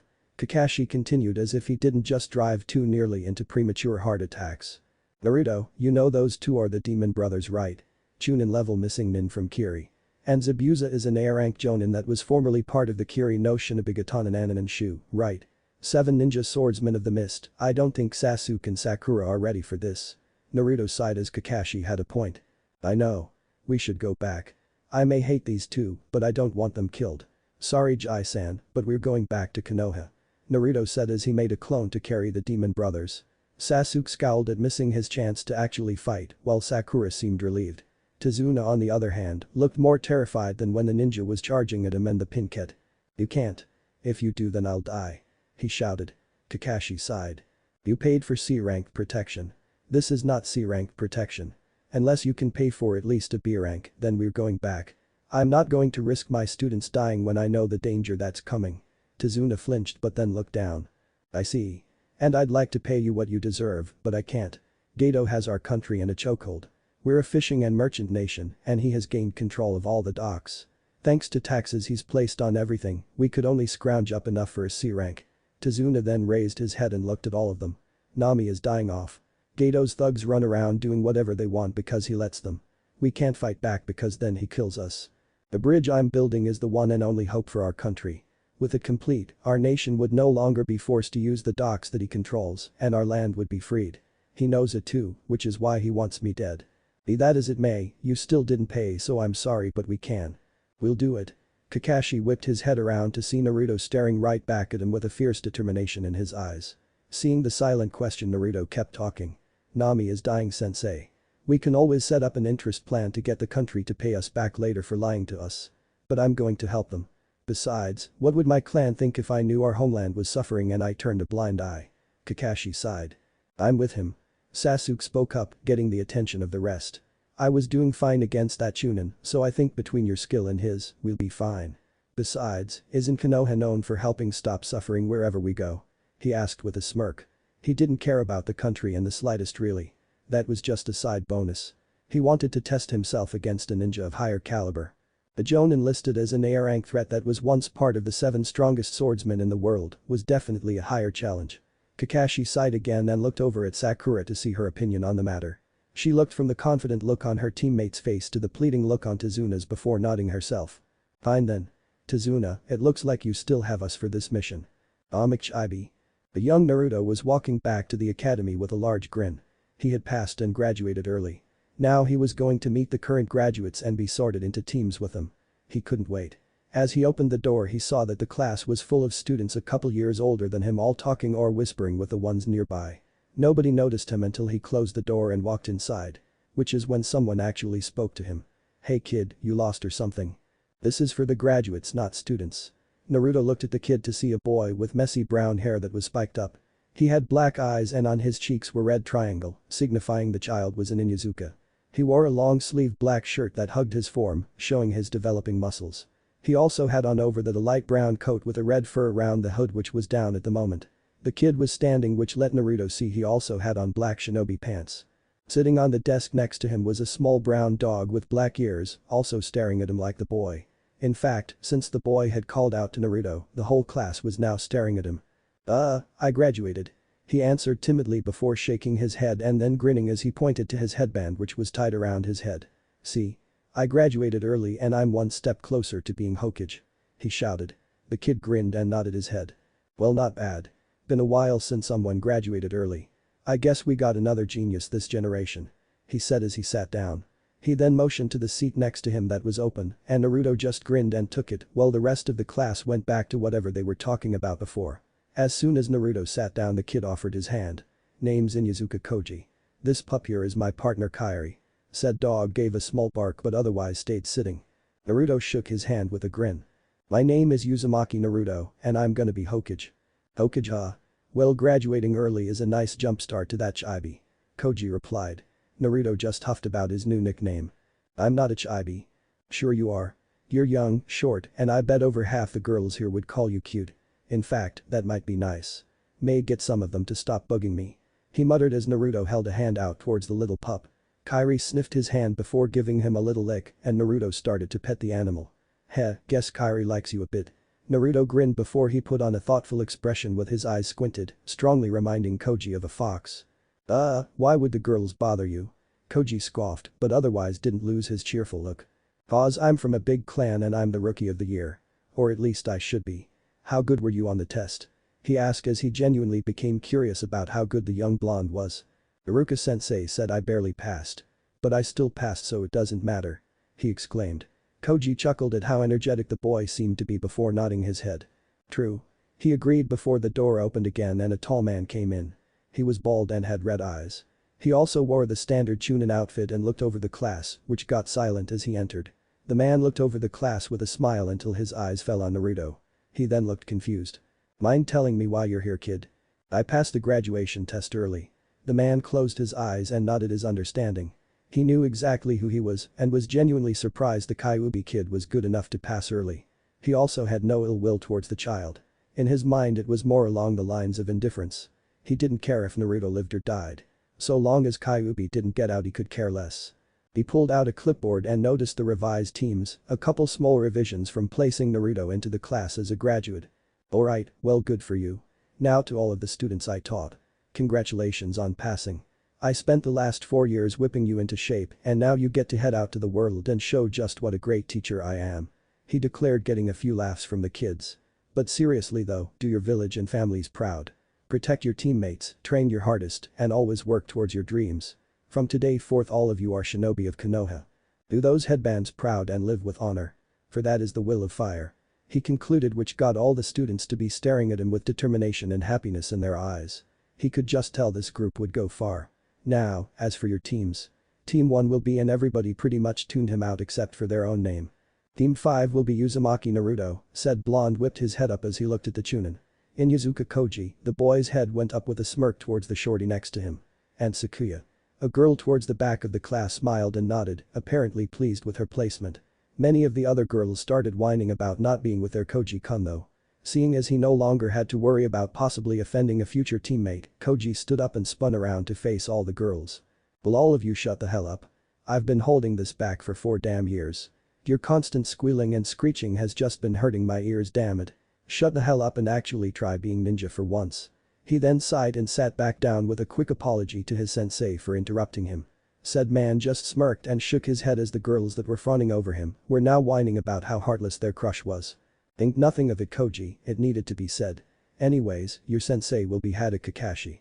Team 604, don't lose your head. Everybody was silent as they sat in a small boat being rowed through the morning mist. Naruto was sitting at the front of the boat while Kakashi was talking with Tazuna over their arrangements for staying and helping out when they should have gone home. Sasuke was eager to prove himself and smirked as he stared ahead into the thick mist. Sakura was just doing her best to avoid shivering at the thought of what they were up against. Eventually the boat landed and they all got off. The boatman wished them good luck before heading back, not wanting to get caught in what they expected to happen. Eyes open everyone. If we're to be attacked again, then now before we reach Tazuna's home would be their best bet. Kakashi ordered as they walked. Naruto took point in front of Tazuna while Kakashi was behind him and Sasuke and Sakura were to his left and right respectively. As they were walking, Naruto twitched and spun to the left and Sasuke also whipped out a kunai and tossed it into some bushes to the group's left side. There was a dull thud as the metal dug into flesh and Naruto walked over and held up a now dead rabbit. Sasuke sighed, thinking his nerves were getting to him, as Sakura and Tazuna also let out breaths they didn't know they were holding. Naruto and Kakashi however scowled at the creature. Correct me if I'm wrong, sensei, but aren't rabbits supposed to be brown this time of year? Yeah, they are. Which means get down now. Kakashi shouted as a large sword came spinning through above their heads and lodged itself into a tree behind them. They all got up and spun to face the blade as a man seemingly appeared on the blade's handle. He had spiky brown hair and his lower face was wrapped in bandages while he was shirtless with blue pants and blue camouflage-styled arm warmers. He stared down at them impassively as they took note of the tilted Kiri headband on his forehead. Lamachi Zabuza. The demon of the mist. Kakashi declared as he placed a hand by his headband, ready to move it out of the way and reveal his Sharingan if he needed to. Hada Kakashi. The famed copy ninja. I feel honored. Last I heard you had a brat that got into the books. I take it he's one of the two boys behind you? The man asked as if this was just a normal encounter and they weren't enemies. Naruto tossed the rabbit aside and stepped forward as he made a hand sign and 5 clones poofed into existence and took up stances near Tazuna. Ah yes, blonde hair and whiskers. The Kurai Kitsune. Now I'm really liking this mission. You won't be getting Tazuna. I'm sure you understand that Zabuza. Kakashi kept his calm as he made sure to be ready for the slightest sign of movement from his enemy. Naruto was also standing a few feet behind him and was just as tense and ready. They had faced missing nin before and he knew the routine. Sasuke and Sakura backed up closer to Tazuna and the clones while staring at Zabuza, one with a scowl and the other with some fear she was attempting to hide. My reputation would plummet if I didn't at least try anyways. But you know that yourself, Kakashi. Zabuza said as he flipped and pulled out his sword before landing on the ground and he held his sword out to the side, the large flat of the blade parallel to the ground. Tell me, the two by the clones. Are they newbies or just wimps? Both. Naruto commented with a dark glare at Zabuza. Sasuke scowled at being called a wimp but made no comment. But that doesn't mean you're going to touch them either, Mamachi. Said Nin just shrugged and looked over at the two to see their faces. I can see they don't really seem to trust you yet, Blondie. Do they know what you did to get in the book? Hell, do they know what I did to get in the book? Zabuza asked. Seeing them look slightly confused but still wary towards him, he chuckled. Well, how about a little story, kiddies? Back in Kiri we had a very harsh graduation exam. Classmates would be paired off to fight each other. To the death. Kakashi interrupted. It was this practice that led to the moniker Bloody Mist that Kiri still holds to some extent. Though they dropped the practice after 1 year when a single student slaughtered the entire graduating class single-handedly. Zabuza sighed as he gave a very obvious grin underneath his bandages. Yeah, I had some fun that day, killing all of those wimps. Do you know what it's like to have to kill the people you grew up with? The ones you considered your closest friends suddenly being out for your blood, all for the right to be a ninja. Felt great to me. I killed them all and was then chosen to become part of Kiri's good all 7 swordsmen. He said with a slight nod to the blade he still held out to the side. But I heard that the little blonde killed more than I did in one go. Asked her too if the stories are true. Sasuke and Sakura were now staring at Naruto as the boy clenched his fists and glared at Zabuza. What was it? 24 genin, 13 chunin, 7 jonin, and 2 anbu I believe. All with a smile too if the rumors are right. Zabuza said. Naruto just lowered his head as his 2 teammates and the bridge builder looked at him in shock. You're wrong. Naruto spoke. Zabuza scoffed and rolled his eyes. Knew it. No way some Konoha would kill that many with a smile. Zabuza then felt a weight on his sword and spun his head to see Naruto crouching on it with perfect balance and a glare at him. The spot he was in previously was empty. It was 3 anbu. He said before kicking him in the face. Zabuza exploded into water as Naruto landed on his feet. TCH, Mizu Bunshin. Water cloned, Kakashi sighed and pulled up his headband, revealing his Sharingan eye to the world. About time you pulled out your Sharingan, Sensei. For a second I thought you weren't going to use it here. I was just waiting for the right time, Naruto. He remarked casually. They looked around before Zabuza appeared on the water from where they came. Sasuke wanted to erupt into questions as to why Inoue Uchiha had their bloodline, but a look from the ninja told him he'd explain later. Allow me to show you the finest of ninja arts. Kurigaku no Jutsu. Hidden mist technique, he shouted as a thick and heavy mist formed over the area. Naruto leapt back to be closer to his team and clones as Kakashi kept his eyes peeled and looked around. 8 choices. Zabuza started as his voice echoed through the mist. A simple act of ventriloquism made it impossible to pinpoint him in the area through sound. While he spoke he began leaking out large amounts of killing intent, freaking out Tazuna and Sakura as well as starting to make Sasuke shake. Liver, lungs, spine, clavicle vein, jugular vein, brain, kidneys, heart. Tell me, which should I go after first? He asked darkly as the killing intent was raised higher. Kakashi was still looking around and Naruto seemed unaffected by it himself. This killing intent, it's unreal. This is a battle between monsters. I can't take it. Sasuke was shivering as he raised a kunai up towards his throat before the Naruto clone nearest to him slapped him across the face. Sasuke snapped out of it and glared at the clone. The clone however just stared back and spoke in a calm and clear voice. Stay calm, Uchiha. Kakashi-sensei won't let us die and while I may not like you I promised myself to never let a teammate die in front of me. Not after last time. He added as he shook his head and kept looking around for Zabuza. Sasuke wondered what he could have meant but put it out of his mind for a later time as he kept his eyes peeled for any trace of the Kiri ninja. Suddenly all the clones had wide eyes as three grabbed the real people and dropped to the ground as the last two spun around to attack only to get chopped in half by the swords Zabuza was swinging. Before the hunter could leap away he was cut across the chest by Kakashi. Zabuza went wide-eyed before smirking and becoming water. Just as Kakashi realized his mistake his head was chopped off by Zabuza from behind. So much for an S-rank ninja. He remarked before feeling a kunai up at his throat as the Kakashi in front of him dispersed into water. Out of the corner of his eyes he saw the real Kakashi was standing behind him holding the kunai up. You know this is the real difference between A and S Zabuza. Kakashi pressed the kunai closer to Zabuza's throat as Sasuke, Sakura and Tazuna stood up and retreated to a safe distance. The Naruto clones also got up but merely held out their left hands as flames burst into life over their gauntlets. Zabuza was switching between staring at the ninja knife at his throat and the three fires being aimed at him to fry him should he make a single bad move. A few feet away was the real Naruto going through hand signs at a slow pace. If you want to live Zabuza, you leave now. You've lost and you know it. After about a minute of silence Zabuza chuckled. You know, I don't think I have. He said before another Zabuza appeared behind Kakashi and attacked getting him to spin around to defend himself while the Naruto clones threw their fireballs at the first. The first Zabuza just kicked Kakashi towards the water before jumping out of the way while the other exploded into water as the three fireballs all collided with it simultaneously. The original Naruto dispelled his clones as he finished his hand signs at a rapid pace. Gyuden. Diatapa. Wind release. Great breakthrough, Naruto shouted as he whipped his hands forward, causing a large burst of wind to rush towards Zabuza. Said man ran through a few seals of his own at a rapid pace. Suiton. Sujinheki. Water release. Water encampment wall, a wall of water rushed from the ground and blocked the wind jutsu as Zabuza took the moment to finish his retreat to the water as Kakashi landed on the lake. As soon as he touched the water he made four Mizubunshin that ran back towards Naruto. Kakashi whipped out a kunai and cut at the Kirin, but Zabuza used his blade to block before kneeing the man in his gut. He then quickly made a few seals and stuck his hand out.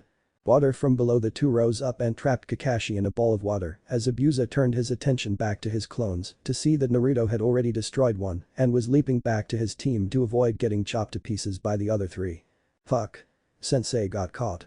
I'm pretty sure he could get out of there, but it would probably cost him too much chakra or would leave him open to an attack from Zabuza's blade.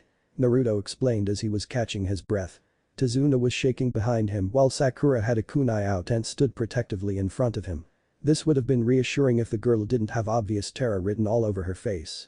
Sasuke had a kunai out and was scowling, but had his eyes focused on the Zabuza clones as he tried to think of a plan. In the back of their minds, the three were scared of Naruto as well as Zabuza, but since he was fighting to protect them, they could put it away for another time. Uchiha, front and center.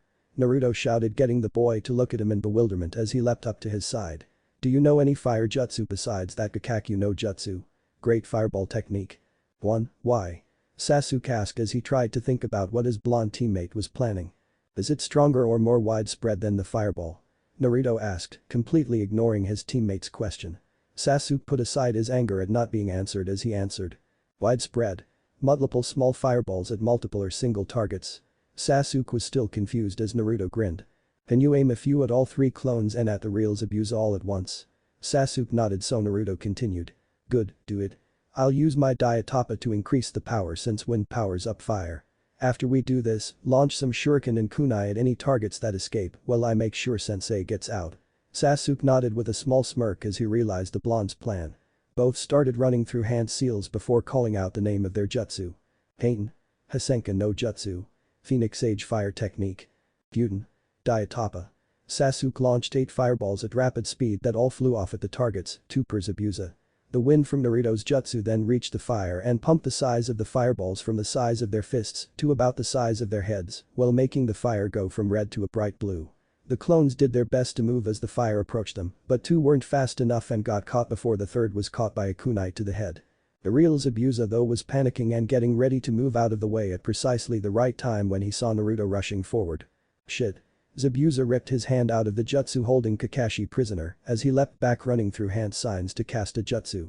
He barely managed to get a Sujinheki up in time to block the fire before he was holding back a kunai with his sword from Kakashi. It was then Naruto reached him and pulled back his gauntlet fist. Zabuza then noticed something about the metal glove that escaped his attention before. The fingers were pointed and tipped into claws. Hitsume. Fire Claw, Naruto shouted as the clawed gauntlet erupted into fire. Kakashi ducked down as Naruto slashed over his head at Zabuza's. The Kirin could only put up a flimsy defense to prevent his face from being burned or clawed off as the attack sent him flying back over the surface of the water. It was then he also noticed he had lost his sword and glared back to see that Naruto was now holding the blade and jumping back as Kakashi rushed in again to attack. "Fucking brat." Zabuza yelled as he ran through more seals yet again. Kakashi started to mimic him as he stopped about 10 feet in front of him. "He's gonna pay for snatching my sword. I'll take it back and chop off his head. And will you stop copying me?" Zabuza yelled. Suiton. Suryudan no Jutsu. Water Release. Water Dragon Bullet Technique, both shouted in unison. Twin dragons of water erupted from behind each man before launching at the opposite and cancelling each other out. The two then started more signs as Zabuza grew even more frustrated at how Kakashi was just playing copycat now. Pathetic. Reduced to copying a superior opponent, aren't you, Kakashi? Well, too bad for you, but you can't beat the original. Zabuza shouted before Kakashi yelled the end, with him getting the man to be surprised that Kakashi knew what he was going to say. Then to his greater shock, Kakashi finished the hand signs they were doing even faster than he was. Suiton. Daibakufu no Jutsu. Water Release. Great Waterfall Technique, Kakashi shouted as the water spiraled slightly in front of him before rushing forward and slamming Zabuza back. The missing ninja was slammed into a tree and collapsed in a heap as Kakashi appeared above him. "That eye, can you see the future?" he weakly asked. "Yes. And your future is death." Just as he was about to kill Zabuza, 2 senbon needles flew out and struck the Kirin in the neck. His eyes widened momentarily before they closed and he slumped down, motionless. Suddenly a figure appeared on the ground across from the dead ninja. The figure wore a mostly green battle kimono and had on a porcelain mask with slits for eye holes. At the mask's forehead was the 4 wavy lines representing Kiri, while the bottom was painted with red lines that flowed up like smoke. "You were right, his future was death." The figure had a soft-spoken voice and was clearly belonging to someone quite young. Kakashi sighed and pulled his headband down to cover his Sharingan once more before he checked Zabuza's vitals, pleased at the lack of a pulse. It was then that the genin and Tazuna came up. "You're welcome, Hunter-san," Kakashi said with a slight nod. He began walking towards his team when the ninja spoke up. "Not a problem. Now I must take care of the body." "Young one, may I have Zabuza's blade back?" the shinobi asked. Naruto, as the boy, had the blade held on his back like Zabuza did, using chakra to make the giant cleaver stick to his back. Naruto looked over the hunter for a few seconds before grinning. "Nope," he responded cheerfully. The hunter let out a growl as Sasuke and Sakura were wondering why he didn't just hand it over. "Why not? That blade belongs to Zabuza, who is now dead and no longer has any need for it. Plus, since you stole Sensei's kill, we can't get the bounty on his head. His legendary blade, Kubikirabacho, decapitating carving knife, more than makes up for that loss. Besides, I snatched this in the fight fair and square. And it's quite common for shinobi to steal the weapons of those stronger when they can." Naruto responded, not losing the cheerful tone or amused look on his face, as he could tell the hunter was seething under his mask. "I can send you his bounty money after returning his head to Kiri. Will you return the blade if I do so?" he asked. Naruto smirked at the obvious frustration. "If I remember correctly, his blade is worth more than him anyways. So tell you what, have Kiri send a message to Konoha with the money and we'll send the blade back then. But until I have the money in my hands, I get a new toy." The hunter huffed but knew Naruto wouldn't change his mind, so he grabbed one of Zabuza's arms and threw his weight over his back before vanishing in a shunshin. "Naruto, why didn't you just give the blade back?" Sakura asked now that the hunter had left and they were safe. Sasuke was eyeing the sword himself as Kakashi sighed and asked Tazuna if he was alright. Naruto dropped the cheerful grin and scowled as he looked at the spot the ninja just left. "Because that wasn't a real hunter ninja." Seeing Sasuke and Sakura confused, he explained. "Hunter ninja are tasked with locating missing ninja and killing them or returning them to their village. When the hunter makes a kill, they're supposed to immediately chop off their head and burn the body with a fire jutsu on the spot. They then seal the head away and take it back to their village for the bounty, as well as to show their mission was accomplished." However, that hunter didn't follow protocol and rather tried to get Zabuza's sword back. Plus, senbon were used. Senbon are not killing items, but rather are meant for paralyzing and weakening targets in battle. That was not a hunter nin, but an accomplice working to save Zabuza. "So why would I give our enemy his main weapon back to him?" he explained before finishing off with a slight grin and question. Sasuke and Sakura were surprised he figured that all out, and then after looking at how Kakashi was calmly talking with Tazuna, figured he knew the same thing. But the question now is what to do with this thing. "I mean, hell yeah, it's a legendary blade and awesome as hell, but I don't need it. I have my own weapon." The gauntlet isn't a weapon, Naruto. Sasuke scoffed. Sakura nodded her head slightly in agreement as Naruto shrugged. It can be if used right. But I wasn't referring to the Kiba no Makai, Fang of Hell, anyways. I've got something else that I only use when I feel I need it, and that's more suited to my fighting style than this giant broadsword. Naruto explained as the two were now curious about what weapon he meant since he didn't seem to be carrying it on him. They then were confused as Naruto started sizing them up with a thoughtful expression. Either of you want to try using it? They both stared in shock as he lifted the blade off his back and stabbed it into the ground. They then turned their attention to the blonde to see he was completely serious. Sakura looked at the sword intently but then shook her head. No thanks. I don't think I could use it right. Yeah, you don't seem like a frontline Kenjutsu type now that I really think about it. Well, not without extensive training anyways. Naruto remarked offhandedly before facing Sasuke. You on the other hand do seem like a frontline fighter and would take far less training to use this baby in the field. So you want to try it.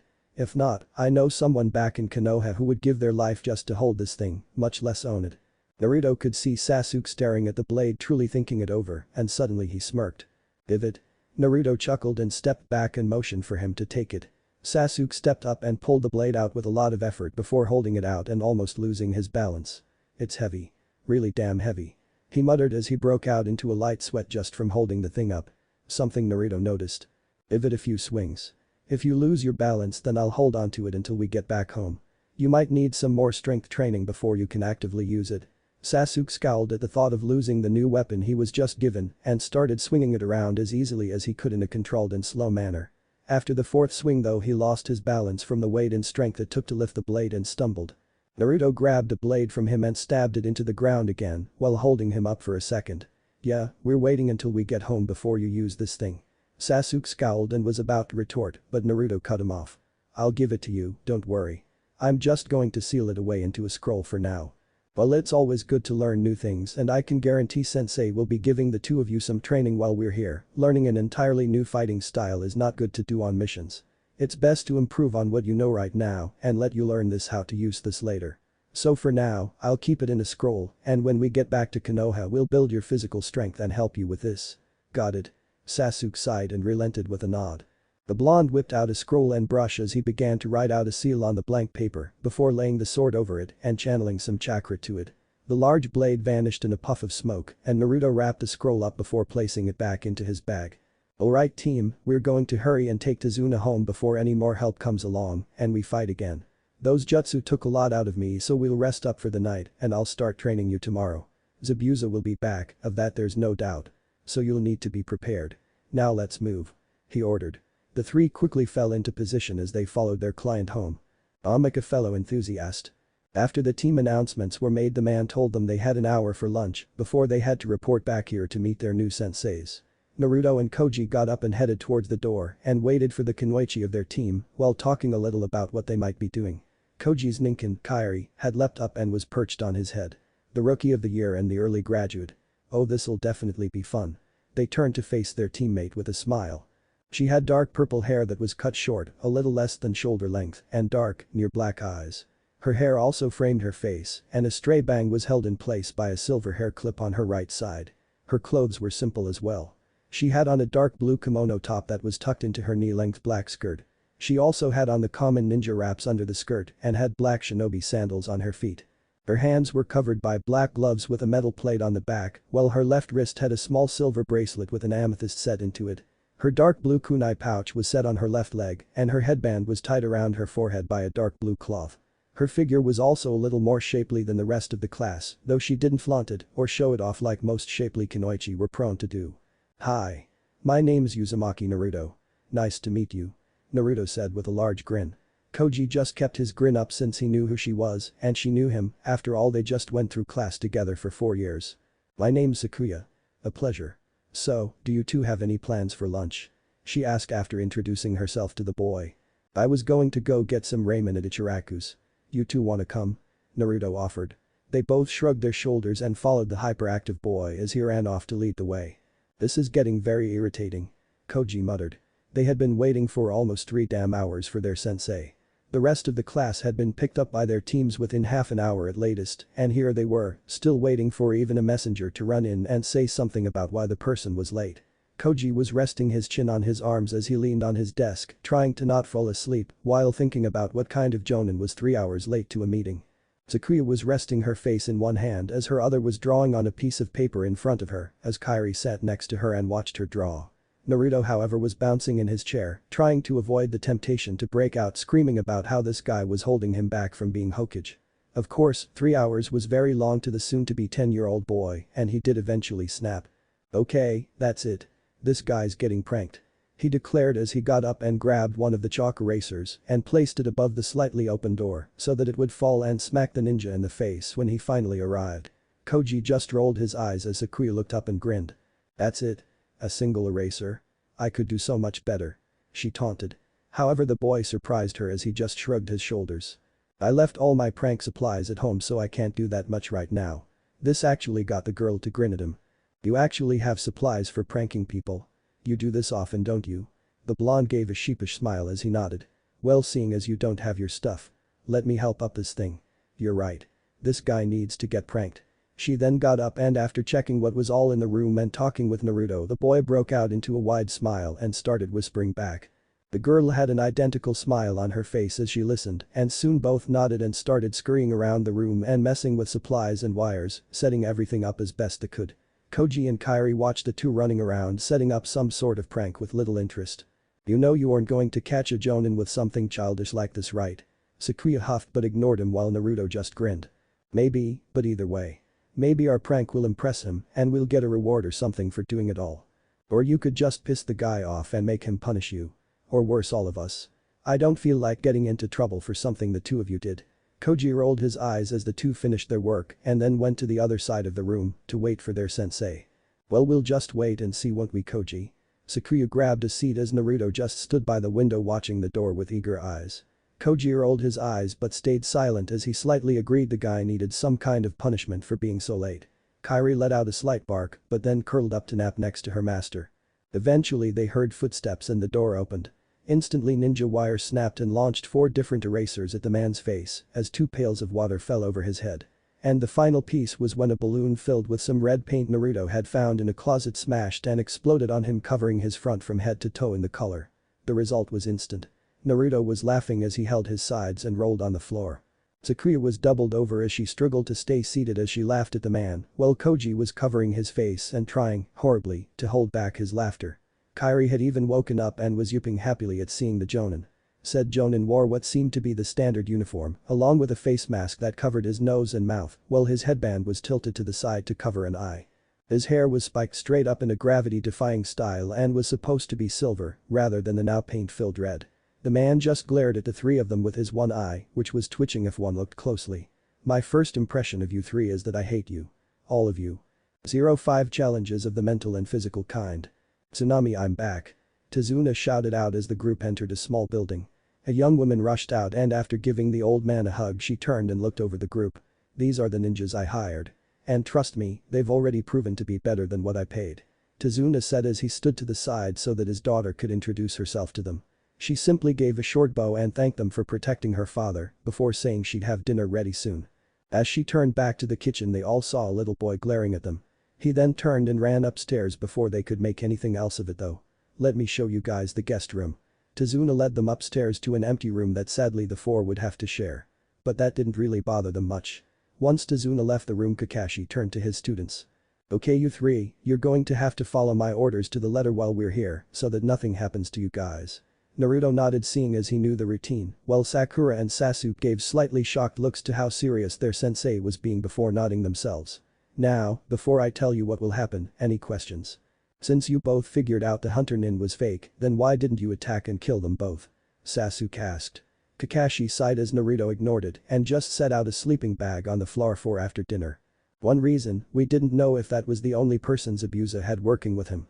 As such, if I had actually killed him and then his accomplice, I may have caused more trouble for us in the end. Besides, our mission isn't to kill our enemies, but to protect Azuna until his bridge is finished. Since Zabuza is most likely still alive, he will be coming to try and finish his mission, as well as retrieve his sword." He then turned his head to Naruto. "By the way, what are you going to do with that thing?" "Since I have a weapon, I offered it to them and Sasuke took the offer. It's a little too heavy for him so I sealed it into a scroll." But once we get back to Konoha and put him through some strength training he'll be able to use it.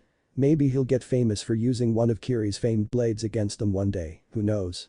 Naruto said with a smirk as he finished setting his area up and just sat down. Kakashi nodded and then looked at Sasuke. Okay, smart move Naruto, and I can start you, Sasuke, on some light strength training while we're here. But I'm sticking with Naruto's decision to wait until we get back to Konoha before you actually receive the blade and train with it. Surprisingly the Uchiha didn't argue this, but just sighed and nodded his head in acceptance. Sakura then pointed something out that she had literally only barely noticed, yet had flown over the heads of everybody else there. Wait, Naruto called Sasuke-kun Sasuke, and not Uchiha. Kakashi looked over at Naruto with a curious glance, as did Sasuke, but Naruto just shrugged. He finally earned some of my respect by not only going with the orders of a superior, but then by pulling off the plan better than expected. Sure, he reacted badly to the killing intent Zabuza put out, but I had a similar response my first time as well, so I won't hold that against him. Plus he's serious about his training and hasn't made any Uchiha or almighty remarks in a few days, so I can actually stand being around him without wanting to rip his head off. He then turned his head to Sakura. You Haruno, still have a ways to go before you get my respect. Sakura looked down while Sasuke looked indifferent to Naruto's remarks, though was secretly glad the boy would stop looking down on him like he was better. He was an Uchiha and he was better than everybody else, he just wasn't going to go back to voicing those comments until he was strong enough to back them up. Naruto had pounded it into his head that bragging without ability just pisses people off and turns them against you. Kakashi meanwhile sighed. He's starting to open up to them more, which is good, but he really needs to learn to be a bit more subtle with his words, he thought as they heard Tsunami call them all for dinner. Alright team, we'll start your training up tomorrow. For now let's just eat and relax. First I need to cut off the bandages. The hunter nin muttered as their hand reached out to grab the ninja wraps covering Zabuza's face. Just then said nin's hand shot up and grabbed the hunter by the wrist before opening his eyes and looking at the masked ninja. Damn Haku, you sure are brutal. He muttered as he let go and started pulling out the needles. Please be careful Zabuza-sama, you could injure yourself even more. The person, now identified as Haku, warned. Zabuza just grunted and rubbed his neck after taking the senbon out. So what happened after you hit me? And will you take off that ridiculous mask, girl? Aw, but I like the mask. Haku replied even as her hand reached up and took it off, revealing brown eyes and a young beautiful face that had a slight smile on. She shook her head as she thought about what had just happened as a frown overcame her features. After I killed you I tried to get your blade back peacefully, but the blonde boy refused, saying he would keep it and if we wanted it back we'd have to pay for it. I didn't want to fight and risk blowing my cover, and I couldn't argue with him more because you could have woken up and the ruse would have been ruined, so I simply grabbed you and left. Damn that brat. Zabuza growled. The Kurai Kitsune, he truly was as devious as his namesake implied. He knew wind jutsu, apparently some fire jutsu, Kage Bunshin, said to be the best clone technique outside of the Rai Bunshin or lighting clone, and was faster and stronger than expected. And he wasn't even using the ability that landed him in the books either. Yeah, B rank only covered him due to the lack of experience and because the kid was still growing. If he lived long enough, that kid would make S, no doubt about it. Alright Haku, we'll have to make some kind of plan while I heal up. For now, just drag my ass to the hideout. I still can't feel my legs. I swear at times you're more sadistic than I am. Haku just giggled slightly before doing as she was told. Alright you two, today I'm going to teach you how to climb trees. Kakashi declared as he led the three to a small clearing in the woods near the house. He then pulled Naruto to the side and gave him some orders in secret, which the blonde nodded to and left as Sasuke and Sakura were left in the clearing with him. Sakura looked like she was about to interrupt, but Kakashi cut her off. Without any hands. Watch. He then slowly walked over to a tree before channeling chakra to his feet and walking up without any trouble, as if the tree was still flat like the ground below them. After he walked up and then stood upside down from a branch, he turned back to his two other students. This is a chakra control exercise that all ninja learn, at latest by the time they become chunin. It works by channeling chakra to your feet to provide a stick that will let you walk and run on vertical or upside down surfaces as if they were normal ground. It can also be used for other purposes. For instance, this is how Zabuza held his sword to his back without a harness for it. Kakashi explained. The two looked eager to try it and he tossed a kunai down to their feet.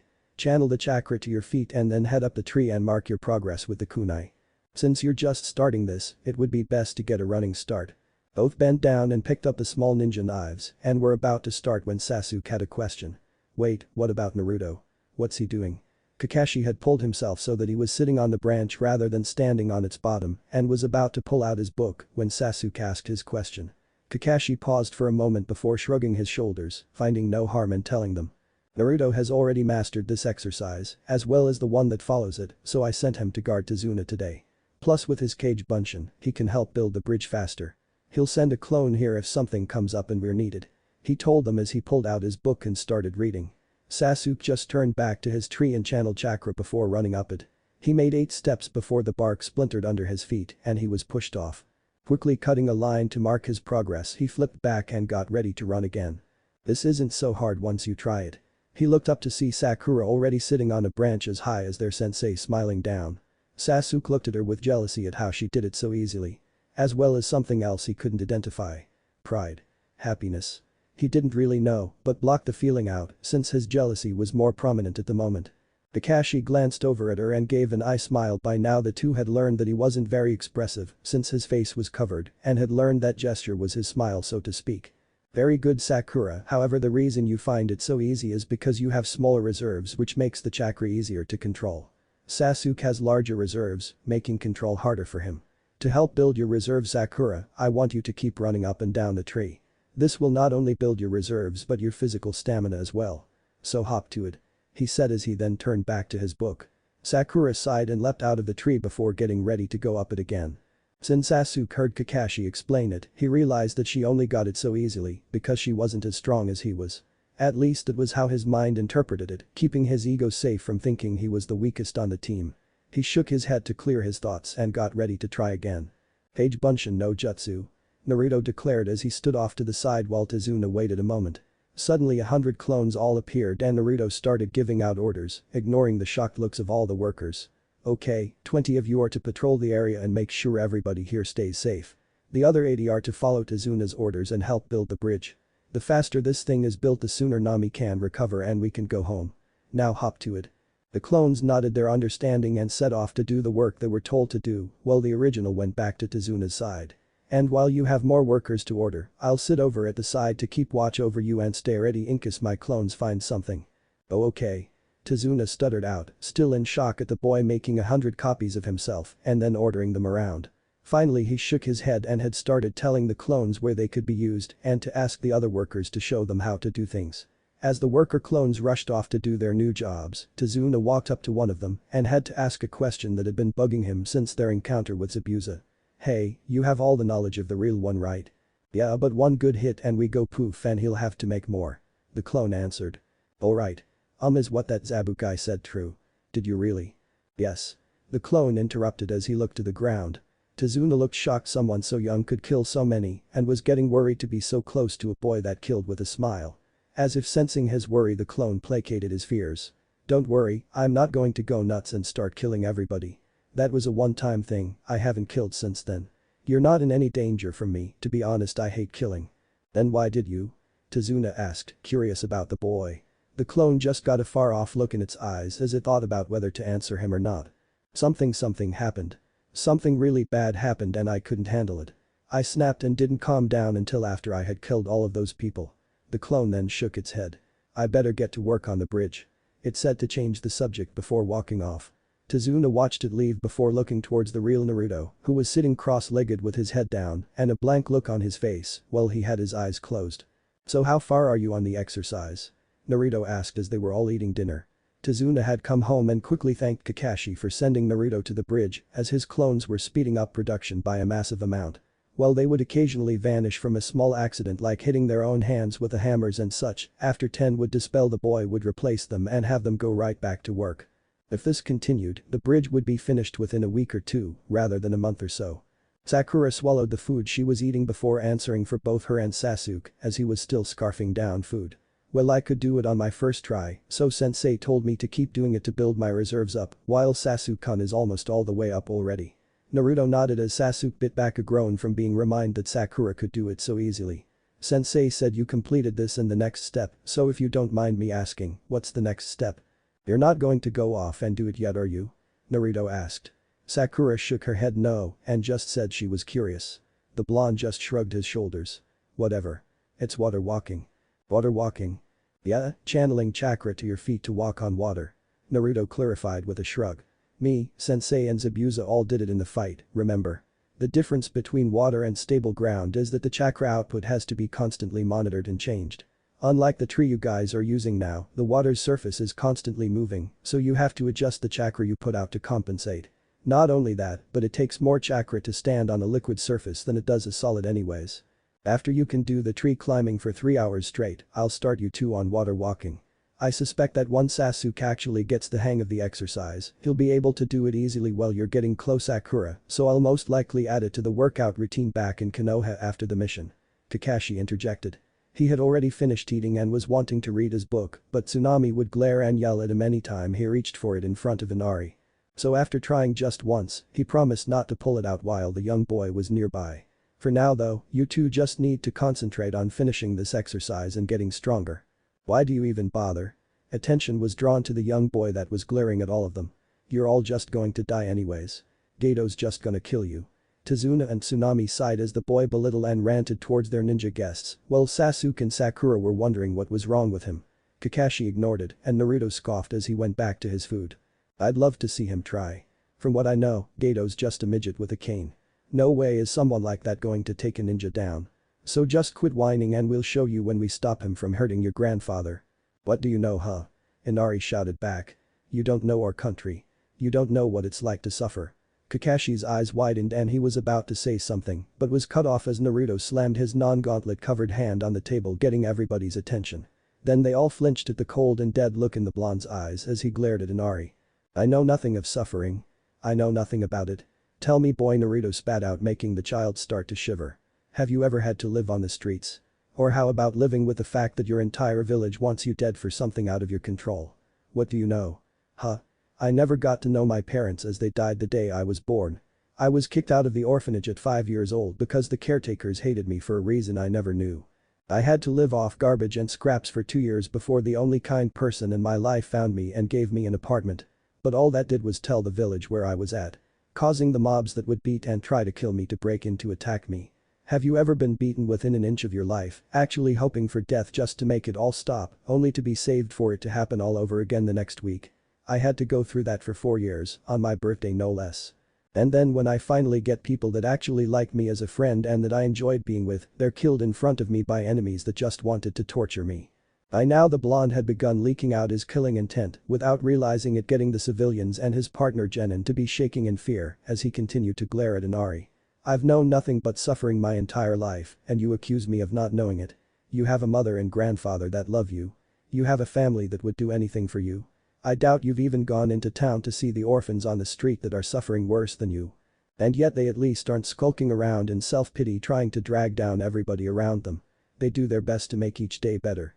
Your grandfather is doing his best to free this country by making his bridge. And yet you spit in their faces by moping around and yelling at anybody that tries or has hope.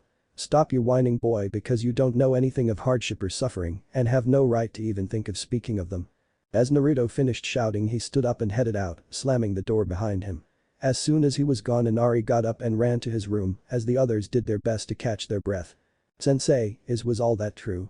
Sakura shakily asked the question on all their minds as they tried to calm themselves down. Did Naruto really go through all of that? She asked, unable to bring herself to say it. Kakashi sighed as he really didn't want to talk about it all. Yes, to all of it. His parents died in the Kyuubi attack 12 years ago, and he was placed in the orphanage like a lot of others.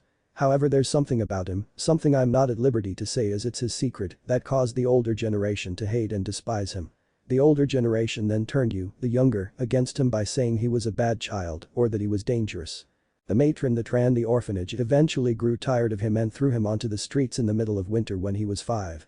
Naruto would be on the run from drunken mobs almost every night and only survived by grabbing food from the trash outside.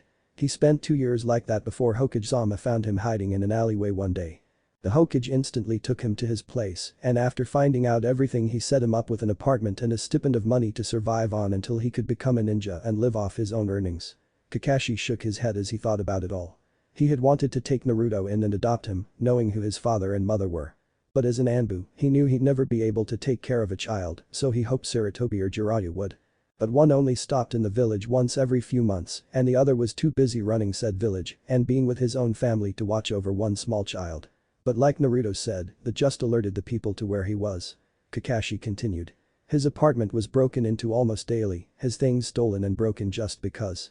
And then he started at the academy and his education was stunted for the most part since people wanted to keep him weak and pathetic.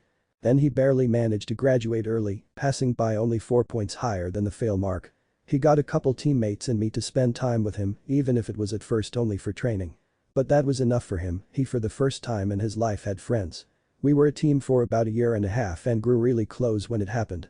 I won't say as I don't think you two are ready to know about it, but his teammates died in front of him. Sasuke and Sakura were looking down, each thinking about how bad Naruto has had it, while Tsunami was freely crying as Tazuna felt he needed a drink. Kakashi only had one thing left to add at this point.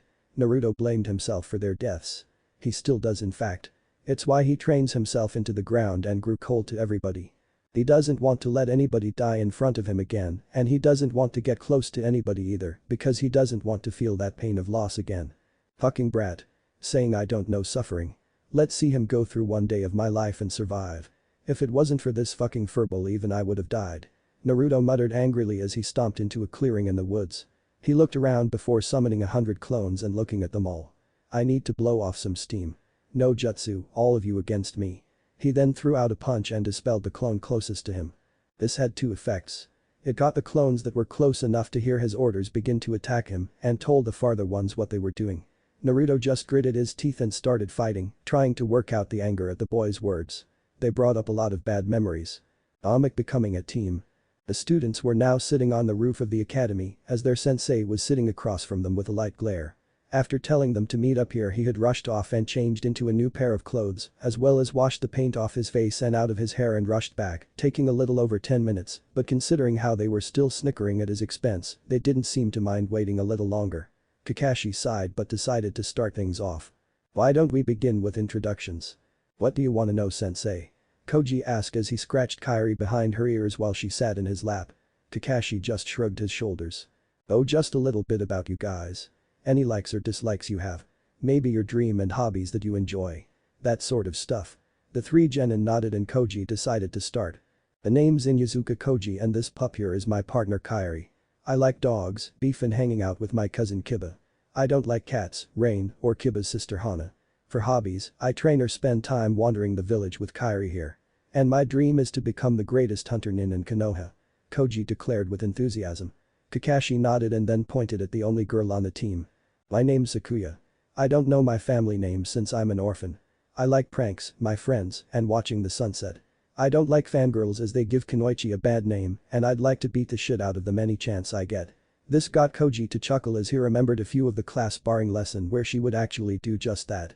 My hobbies are training and learning to cook.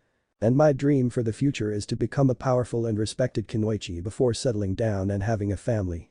As soon as she was finished Naruto started talking. I'm Uzumaki Naruto. I like ramen, pranks, and the Hokage. I don't like the time it takes to cook ramen and people who try to hold me back. My hobbies are training and pranking people who don't like me. And my dream is to be the greatest Hokage ever. Naruto shouted. Kakashi closed his one eye as he thought about his team. He had an aspiring hunter, a strong-willed Kunoichi, which was rare to get right out of the academy, and a hyperactive boy wanting to lead the village. Well, time to see what they can do. I'm Hada Kakashi.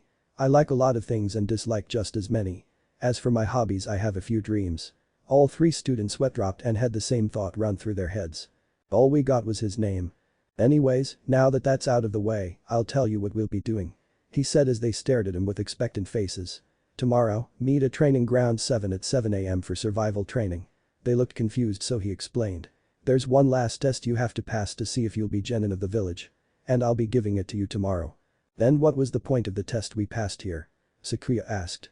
That was just to see if you had the ability to be useful and weed out the hopeless cases.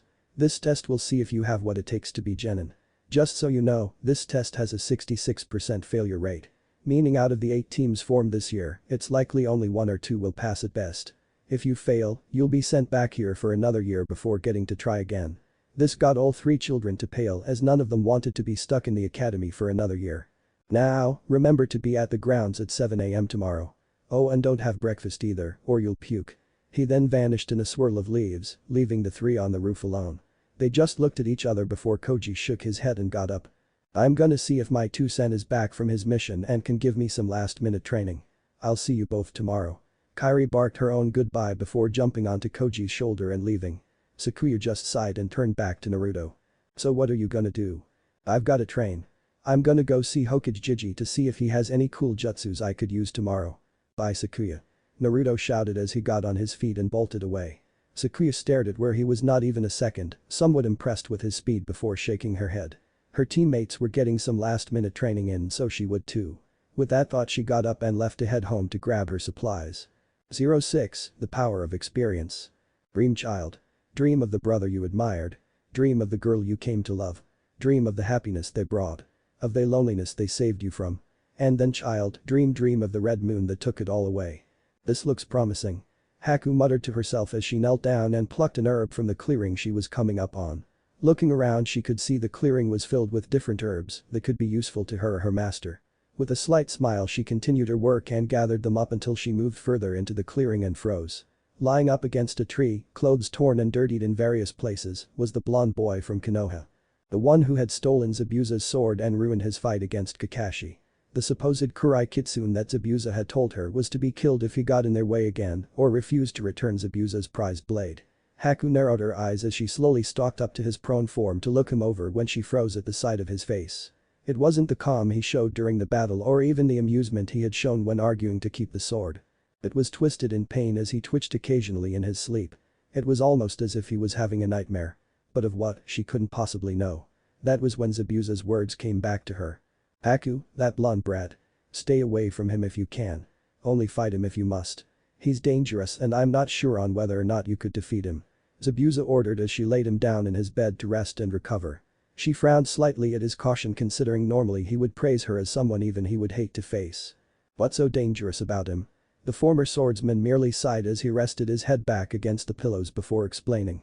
I don't have the full story here Haku. I don't think anybody does outside of Konoha or Iwa since it was them he rampaged against. You saw those two with him right? Well did you hear me ask if they were new or weak and his reply of both. He had a couple teammates before those two. I don't know what happened since everybody is really tight-lipped on it but the word on the street is that they got killed in front of him and he snapped. Sort of like how you said you did against your father and that mob. Haku flinched slightly when he brought that up before nodding. That pain from losing her mother and then being called a monster from her own father, coupled with the fact her own father was trying to kill her, made her lose control of her powers and kill them all before she calmed down to see what she had done. She had then run and shortly after met Zabuza. If this boy had a similar experience, she could only imagine how badly he reacted to kill so many with a smile. She was slightly curious as to how the boy kept moving on, since she could only do so after Zabuza found her and took her in.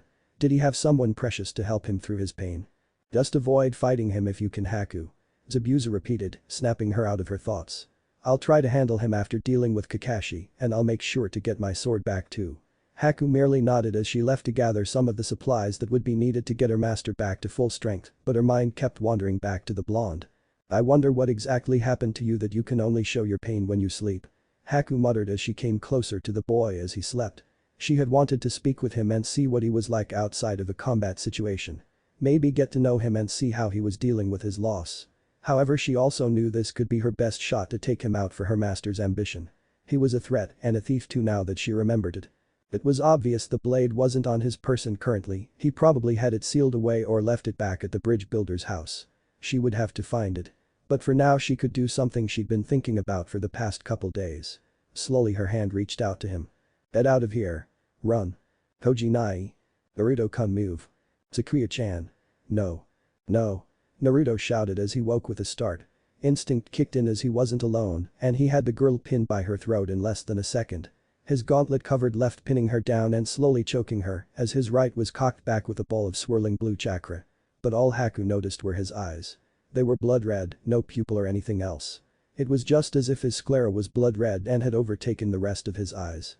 Yet through the dark and violent glare they held, she could see the pain coursing through them. Naruto was about to slam his jutsu into her before the whispers of his darkest day stopped and he realized he wasn't dreaming anymore.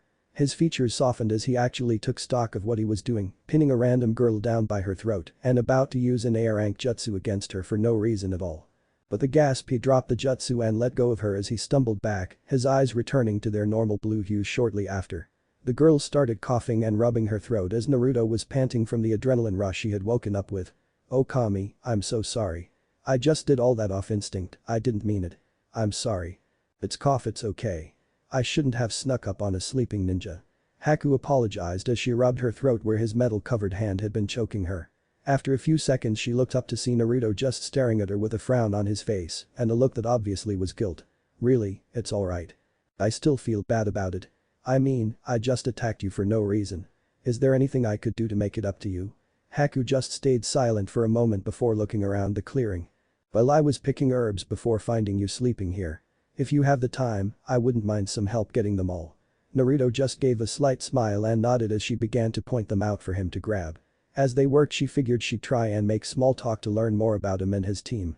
Plus since he really seemed truly sorry about attacking her, she figured he'd never suspect her to be an enemy or having ulterior motives. So, Ninja-san, what were you doing out here? It's not exactly good to sleep in the middle of the woods. You could get sick. Naruto suppressed the urge to snort at that. He couldn't get sick, Kyuubi pumped his immune system up to the level that even poisons couldn't kill him. Slow him down temporarily yes, but never kill him. I'm here with my sensei and teammates to guard someone as they work. But last night, well I got a little frustrated with the client's family, so I came out here to blow off some steam. Must have fallen asleep afterwards I guess. Naruto answered. Haku merely nodded as she plucked a few more herbs. I see. So what happened? If you don't mind that is. She added, actually curious to what could possibly set him off to know to avoid it. Naruto shook his head before responding. The client's grandson said some stuff that he didn't have any right to talk about as if he knew it all. It just got under my skin and I argued a bit before heading out here so I wouldn't snap and attack him. I see. But aren't ninjas supposed to be in control of their emotions? I mean, that's what I've heard from the few ninja I've met before. I know, but this what he said had really hit close to something I'd rather not talk about. Naruto answered quickly, showing he didn't want to talk about that subject anymore.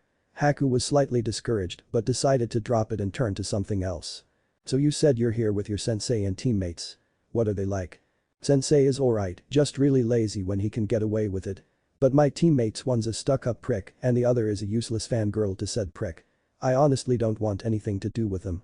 This actually caught Haku off guard as Zabuza told her Konoha practically beats teamwork into their children's heads. That was partially why Konoha was seen as the strongest, they always worked together and covered each other's faults to the point they were a near unstoppable machine if they could actually build up the momentum. It's why Zabuza would always try to separate any Konoha ninjas he came across from their teammates as they would always work together to fight more effectively than most could handle. To hear that this boy wanted nothing to do with his teammates was strange considering everything she knew of his village. Why is that? I mean aren't you teammates? Doesn't that mean you're supposed to work together? Be friends. His response caught the girl even further off guard. He scoffed the moment she said friends. They aren't my real team. Don't get me wrong. When needed, I'll work with them without a problem. But outside of those situations they do nothing but get on my nerves. We aren't a real team, just people stuck together due to outside influence and need. My real team. Naruto's eyes seemed to glaze over as he thought back to them. My real team died a long time ago. Haku was silent as she gathered up the herbs the two and picked and placed them in her basket to carry before she stood. Do you have anything precious to you? She suddenly asked, catching the boy off guard. Anybody you care about and would do anything to protect? Because I believe that when a person has something precious to keep safe, that is when they gain true strength. Naruto smiled as he stood. Preaching to the choir there. I've always lived my life to protect others. I know what you mean and agree with it. But it's when you lose the things that are precious to you that your strength becomes your greatest pain as well. Naruto shook his head before walking off. It was nice talking with you. And again, I'm sorry about when I woke up. Haku just nodded her head and walked in the opposite direction. After talking with him she could see the boy had lived like her. He wasn't a bad person, but rather he just seemed to have lost his way after losing those precious to him. Much like she would if Zabuza were to be taken from her. I'm truly sorry we must be enemies. I feel that we might have been friends had we met under different circumstances. Ah, Naruto. Welcome back. Kakashi had just stepped out of the house when he saw Naruto walking up from the woods. After taking a look at his slightly disheveled appearance, he blocked the frown that wanted to come out. Are you up to watching over Tazuna again today, Naruto? Let me shower and change into clean clothes and I'll be good. Okay then. I'll be taking Sasuke and Sakura out again to train them up some more. Send a clone if something happens. He said as the two named genin stepped out behind him. Both saw Naruto, and while Sasuke was trying to stare at him curiosity while keeping his aloof and uncaring appearance, Sakura couldn't bring herself to look anywhere near him. Sighing to himself, Naruto walked past, but as he came by the genin, he spoke a little bit and kept walking. I neither need nor want your pity because of my life story. Just focus on getting stronger so that you can stop it from happening to you or those you care for. Sasuke and Sakura looked at him in slight shock as he just walked past them into the house. They didn't have to be ninja to tell that he was still mad about what Inari had said last night, it was written all over his face. But they weren't expecting him to say something like that. The two turned to each other silently before Sasuke just shrugged and walked off towards where Kakashi was waiting with Sakura, following a moment later after glancing back at the house one last time. As Naruto came out of the bathroom with a towel wrapped around himself, heading towards the room his team was staying in, he caught Inari watching him from his door. When Naruto turned and faced him, he flinched and closed the door to hide himself. Naruto shook his head and continued on to get dressed and head out. Behind the door though, Inari was thinking about what Kakashi had told him last night. The boy was sitting at the pier nearby their house just staring out at the water, with a few tears coming from his eyes as Kakashi walked up and sat next to him. After a few minutes of silence, the boy asked the question on his mind. Why? You're going to have to be a bit more specific. Why doesn't he cry about it all? Why does he act like nothing's wrong? Kakashi sighed as Inari asked, but this was originally why he came out in the first place, so he answered him. Because he knows crying doesn't solve anything. The last time he cried was at his old teammate's funeral. He hasn't shed a tear since, as if they all just dried up. When he was young, crying just seemed to make the mobs attack him more. When his old team died, crying didn't bring them back. He seemed to figure that crying about his problems just made people dislike him more. It never brought anything positive, so he just stopped doing it. He was like that when we were all a team together too. He never cried, no matter how bad an injury he got or anything like it. And then when his old team died, he cried about it for a while, but he saw that it wasn't doing anything, so he just stopped. Kakashi turned to find Inari looking up at him and repressed another sigh at how the boy was still crying. Listen Inari, what you said really got to him. Naruto has had a horrible life for the most part. And the worst part about it in his opinion is that he knows there are others out there that have had it or do have it worse than he does. He didn't mean to snap at you, but seeing how you are when you live what many would consider a good life just rubbed him the wrong way. The man stood as he turned back to head into the house as Inari turned back to the water. Make sure not to stay out too late, your mother would be worried sick about you. After hearing the boy mutter and okay, Kakashi headed back inside to let the boy think things over. Sensei? Yes Sakura. The two genin were still running up and down trees for training with Kakashi keeping an eye on them while reading his book from a little ways off. Well, Sakura was running up and down.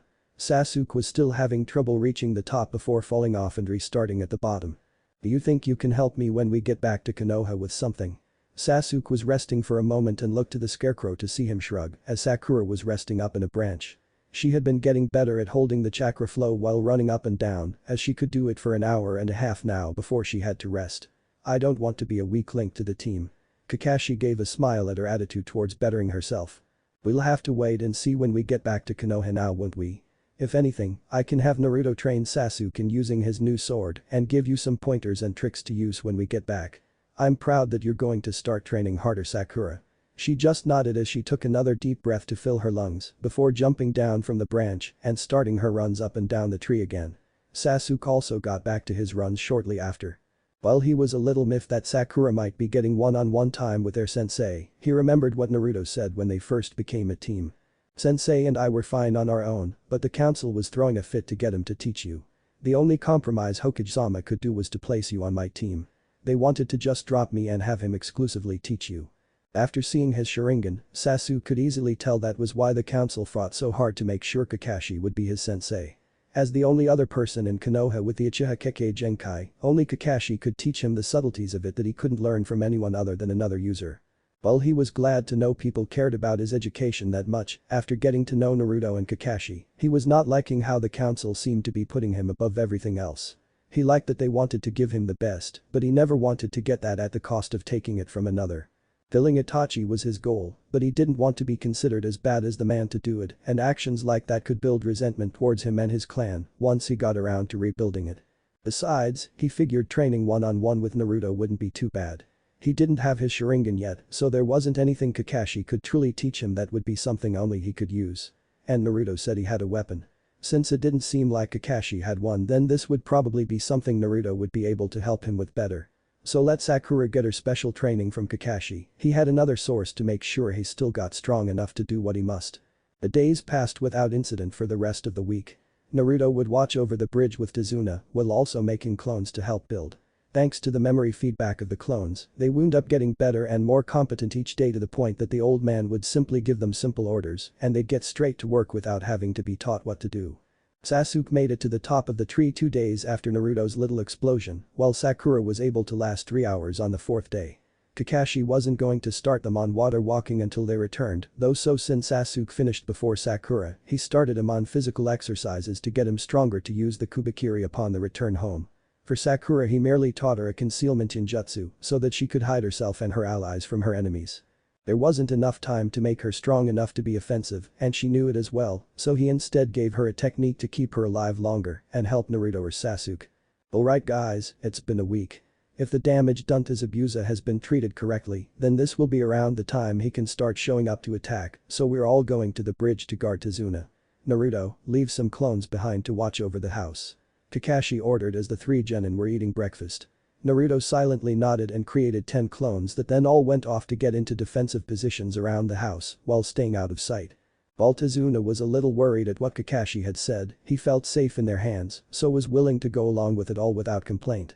After eating they all headed to the bridge, but what was found upon their arrival was troubling. A thick mist over the bridge with all the men either knocked out or dead. Tazuna wanted to run up to them, but Kakashi held his arm out. Sakura, you guard Tazuna. Sasuke, Naruto. You both handle any helpers Zabuza has. I'll take the man himself. Oh, you think the brats are gonna be any good against my apprentice Kakashi? Slowly the mist cleared up enough for them to see they were surrounded by a group of Zabuza clones. The real Zabuza stepped up further down the bridge with a fake hunter at his side. Across his back was what looked like an ordinary broadsword. I'm going to take back my sword to Kakashi. Can't believe I had to bring out my old training blade. He muttered at the end as he adjusted the blade on his back. Naruto, Sasuke. If you would please. Kakashi calmly spoke and the 2 boys nodded, Sasuke with a smirk as Naruto's face was a cold glare. The 2 vanished from sight but then reappeared back to back in front of Kakashi as all the clones dropped into puddles of water. Heh, I expected that from the blonde, but you've been working the other one pretty hard haven't you? Haku here may have a challenge now. He taunted while on the inside both of them were worried.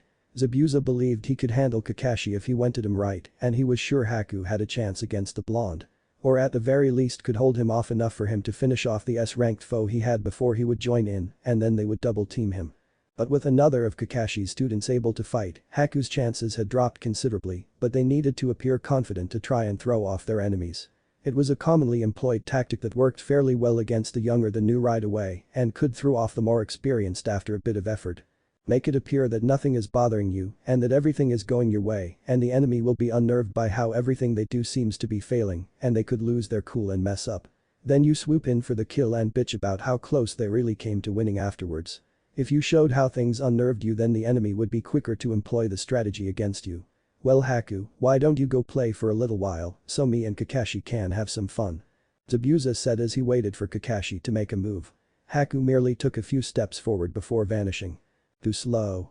Sasuke shouted as he rushed forward with a kunai and parried a strike from Haku's zenbon. The 2 traded a few blows before Haku jumped back to dodge a flaming fist from Naruto that struck right where she was a second ago. The girl had never really been happier to wear a mask as she was frowning and sweating just from being too close to the hit. My fight with just the Kurai Kitsune was already going to be difficult. With this boy here, I don't think I could win. Haku ducked under a kick from Naruto before holding Sasuke's kunai back with a senbon needle. Give up. You can't take both of us on. Sasuke taunted. While she knew it was true, she didn't let that fact slip and instead replied as if it wasn't bothering her that she was fighting them. Oh really? Well I feel as though I have the advantage right now. Sasuke looked confused before she raised up one hand and started using one-handed seals for a jutsu. This got Naruto, Sasuke and Kakashi to go wide-eyed. She can use one-handed seals. Was the simultaneous though of all 3 before Haku stomped the ground to activate her jutsu. Suiton. Sensatsu Susho. Water release. 1,000 flying water needles of death as she did, the water from Zabuza's clones rose up and formed needles that surrounded Naruto and Sasuke before launching themselves at the 2 at high speeds. Both boys channeled chakra to their legs to dodge and managed to get away without a hit as Haku merely stood up straight and looked them both over. What's wrong? I thought I couldn't fight both of you at once. You sure we need to do this? Beto doesn't think Zabuza can do it, plus he plans on taking him out afterwards anyways. This is just a little extra insurance in case the guy actually does lose again. Two thugs spoke as they were walking up to Tezuna's home. They didn't bother trying to knock or anything, but rather just kicked the door in and walked inside. Tsunami was in the kitchen making lunch for herself and Inari when the door went down and froze, terrified of what they were there for. That her? Yep. Listen here lady, you're coming with us by order of Gato. Before either man could make a move though they all turned when Inari walked into the room rubbing his eyes. What's all the noise Ka? The words died in his throat as he saw the thugs staring at him. Do we need both of them? Nope. Good, I wanted someone to test my new sword on. Both men smirked as one walked over and was about to draw his sword to kill the boy when Tsunami shouted at them. Touch him and I'll bite my tongue off. He's just a little boy, leave him out of this. Both men scoffed at her when one came up and grabbed her. You're lucky kid. You can thank mommy for saving your worthless life. Or he can cover his eyes because he won't want to see this. Both men froze before the one near Tsunami found his hand ripped off her and stabbed with a kunai, a Naruto clone standing in front of him and glaring at him. Before the man could react Naruto struck him in the head with another kunai killing him as his partner growled at him. You little shit. You think I'm going to let you get away with that? Before he could make a move though he was gripped from behind and had his head violently twisted, breaking his neck. The Naruto clone behind him merely looked down at his body with a cold glare. I hate killing, but you bastards just couldn't leave well enough alone could you? He muttered before turning to see Tsunami hugging Inari close. Do the two of you know of any other safe places you could go until all this is over? If they came here then that means that Zabuza is attacking at the bridge. When Tsunami nodded he sighed. Good, we'll escort you there before dispelling. Boss is gonna need every bit of chakra he can get to fight. Damn. You okay Sasuke? Naruto asked as he stopped moving. Sasuke was right behind him panting but otherwise okay, so he nodded his head in reply. After Haku had revealed she could use one-handed signs, the fight had taken a small turn for the worse. Small in that, Haku knew Sasuke was weaker than Naruto and started targeting him so that he would have to devote his energy towards protecting him rather than blowing the fake hunter away. After a particularly close call with another water needle attack, Haku activated a jutsu that surrounded them in a dome of ice mirrors, showing that the boy had a Kekkei Genkai. He then entered the mirrors and was now too fast for Sasuke to see, and Naruto was having difficulties keeping up himself. Especially since the girl continued to focus mainly on Sasuke. If there was ever a time for you to get your eyes, now is it. Naruto growled as he looked from mirror to mirror trying to find where Haku would strike from next. Since her image was reflected in all of them though, he was only making it so that he had the slightest of warnings of when she would attack. Just stop protecting him and I'm sure you could stand against me Kurai Kitsune. He seems to be nothing but dead weight to you anyways. Haku taunted. She sounded confident but on the inside she was cursing her luck and barely holding out. While Naruto couldn't reach her since he was too busy protecting Sasuke, he had been tossing kunai in her direction and getting extremely close. The boy was used to high-speed combat and if he could divert his full focus to her she would have already lost and she damn well knew it. Dead weight. I'm an Uchiha. I'm the best there is. Sasuke shouted as he ran through hand signs for a jutsu. Kaiten. Kakaku no jutsu. He shouted as he launched a fireball at one of the mirrors. However he was shocked to see that the mirror hadn't melted in the slightest. These mirrors are made from my bloodline, the Hyoten. Ice release, they're reinforced by my chakra so that they can withstand fire. A weak jutsu such as that wouldn't be able to harm them. Haku explained as she readied senbon in both hands and even raised them up to make a showing of it. As I said, dead weight. She taunted again before needles were launched out at high speeds from every direction. Sasuke didn't even get to see what happened before Naruto shoved him to the ground and started deflecting them with a kunai in his right and his gauntlet with his left. Sasuke, what did I tell you? An aim means shit if you can't back it up. And right now, you can't so don't fall for her taunts and get sloppy damn it. Naruto shouted as he blocked the last needle. Sasuke stood up scowling but didn't say anything. Naruto was the only reason he wasn't beaten yet and he hated it. But he still couldn't handle any shots to his pride like being called dead weight, that's why he reacted so poorly. The only other fire jutsu you know is that multi one from a week ago right? Meaning that one you just shot was your strongest right? Naruto asked and Sasuke nodded. Alright then, I think I have a plan. Launch another one, but this time. Aim at me. What? Why would I shoot at you? Sasuke asked in shock. Secretly he would love nothing more than to beat the boy for all the hell he had already put him through, but he recognized that that could happen later. Right now they had to work together. My Hitsume is about as strong as your Gakakyu, but if that couldn't do it then I know mine won't either. I have a couple other fire jutsu, but none of them would work in this situation. That's why I'm going to use the full power of my gauntlet. Naruto explained though Sasuke was still lost. Listen, I'm honestly a wind element. Meaning fire jutsu are extremely hard for me and will always be my weakest jutsu. Akiba no Makai was a gift and it helps me get around that since just by channeling chakra into it, I can create and manipulate fire. If you launched a full power fireball at me, I could then use my gauntlet to enhance its power and redirect it to the mirrors. Seeing his plan, Sasuke nodded and was about to gather the chakra for the attack when another barrage of needles flew out. Sasuke brought out a couple kunai and stood back to back with Naruto as they began deflecting them. If you believe I'll just let you use an attack that has you so confident, then you're sorely mistaken. Zabuza-sama ordered me to take care of the two of you, and I will not fail. PCH, another Mizubunshin. When are you going to stop copying my moves and actually fight Kakashi? Zabuza called out as he cut through another clone in the mist he had created. The two had started up shortly after Haku trapped his two students in his ice mirrors and had mostly been attacking clones of the other as they tried to catch them off guard. Zabuza would attack what seemed to be the real Kakashi just for him to substitute with a water clone at the very last second and then retaliate just for Zabuza to do the exact same. The Kirin hefted up his broadsword on his shoulder as he had his eyes closed and went about locating his foe through hearing. This was what he felt was a mistake in the first battle.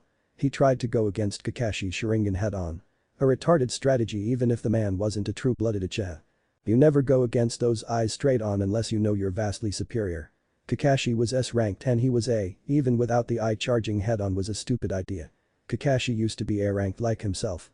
However, after the incident that spawned the Kurai Kitsune, he apparently had upped his own training and soon pushed through the boundaries of the top level, joining the few legends in their world as an S-rank threat. Zabuza though, had not believed the hype and ended up paying for it in their first fight. Now he knew better and still he knew he was only holding out because his stealth was better and because the man couldn't see through his mist. If he lost either advantage then he was most likely done for, especially since he was using a crappy sword and not his Kubikiri.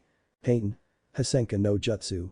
Kakashi shouted as multiple small fireballs flew out of the mist at Zabuza. Rolling out of the way, Zabuza used a shunshin to get near Kakashi and swung his sword down. Rather than cut through a clone this time though, he was parried by a kunai.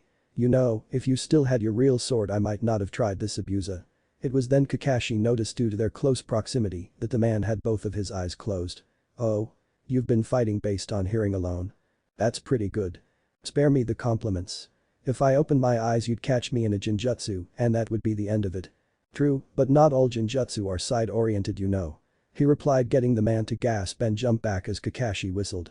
Thinking he might have been caught, Zabuza froze and went to pulse his chakra for a release when he was bit down hard on all his limbs by various dogs, all with vests and Konoha headbands on.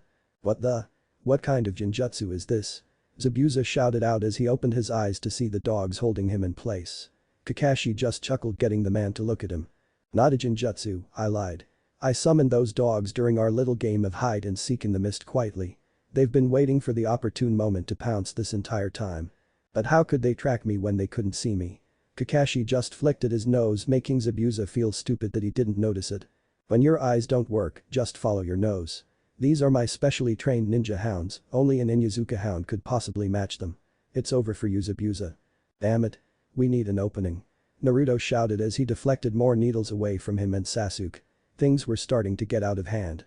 Haku had been upping her needle barrage with each passing run and Naruto was starting to lag behind. He and Sasuke had a plan they were sure they could use to win but couldn't get the opening to use it. While Naruto was sure he could simply outlast anything the fake hunter tried, he was confident that Sasuke couldn't and could possibly die. Despite his dislike of the Uchiha, it was something Naruto would never allow to happen. I can't keep guarding you like this. Not when she's upping her speed to levels that would take me going all out. You've been holding back. Sasuke asked incredulously as he pulled a senbon out of his arm.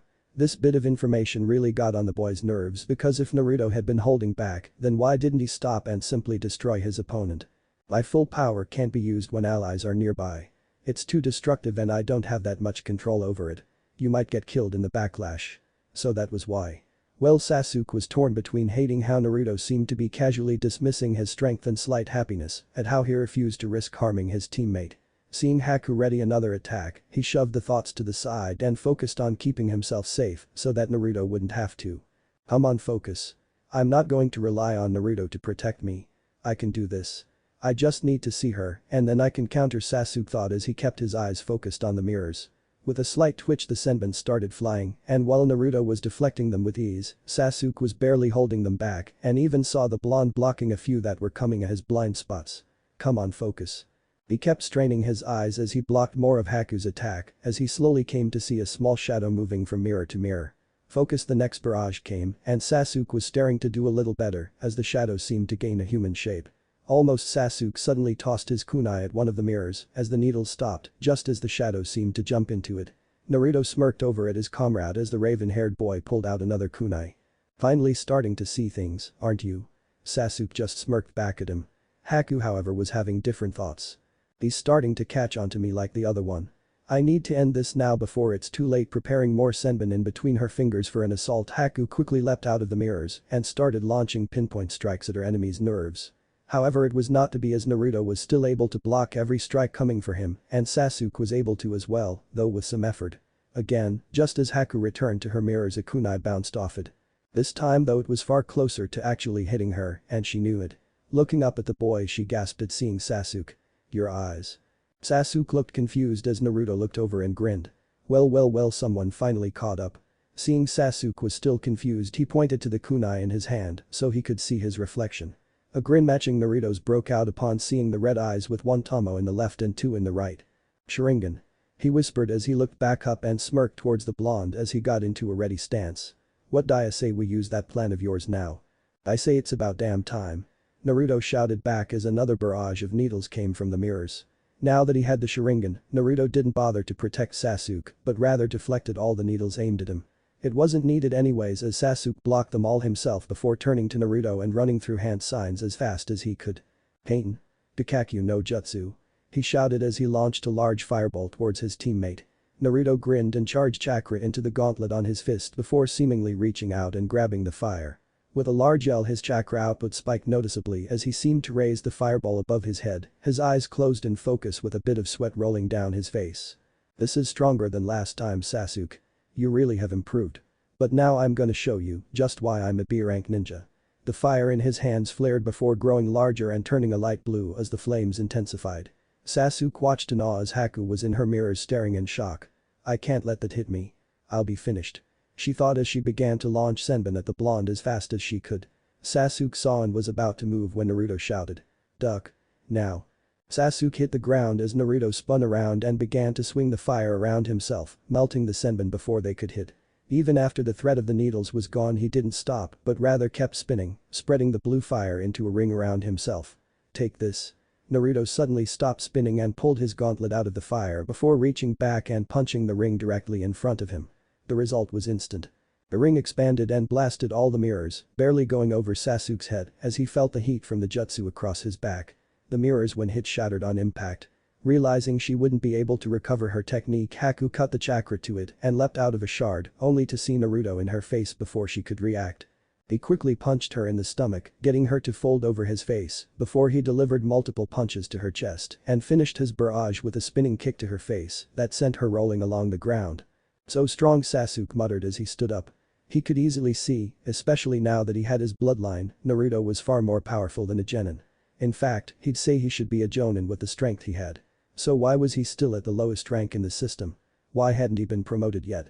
Sasuke watched as Naruto walked up to the false hunter before shaking his head and walking over himself.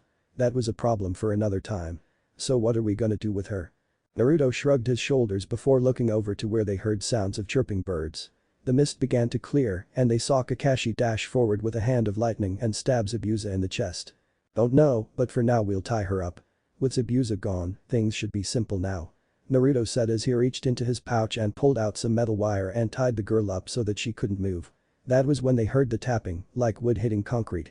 The pace was recognizable as a walking stick.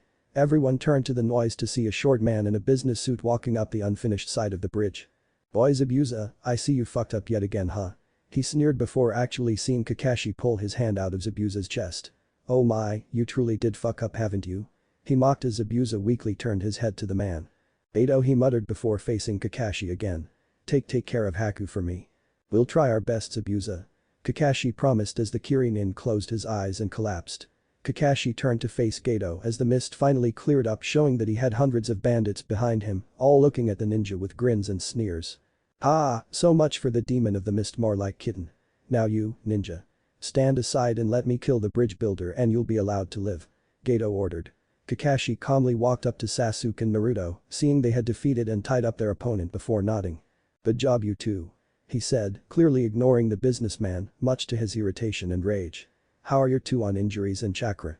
"I'm good sensei, you know why?" Naruto muttered as he kept a cold glare on Gato and his thugs. Sasuke just shrugged. "A little numb in my arms from the Chicksenbon, but otherwise I'm alright. Oh, and I woke up my Sharingan too," he said as he smirked at the older man. Kakashi nodded and gave an eye smile. "Congratulations Sasuke. When we get home, I'll help you out with that." "Hey, don't ignore me," Gato shouted, turning the Uchiha and Haddock's attention back to the short man. "I said move aside. Or do you want to die? Azuna's bridge is the hope for this country.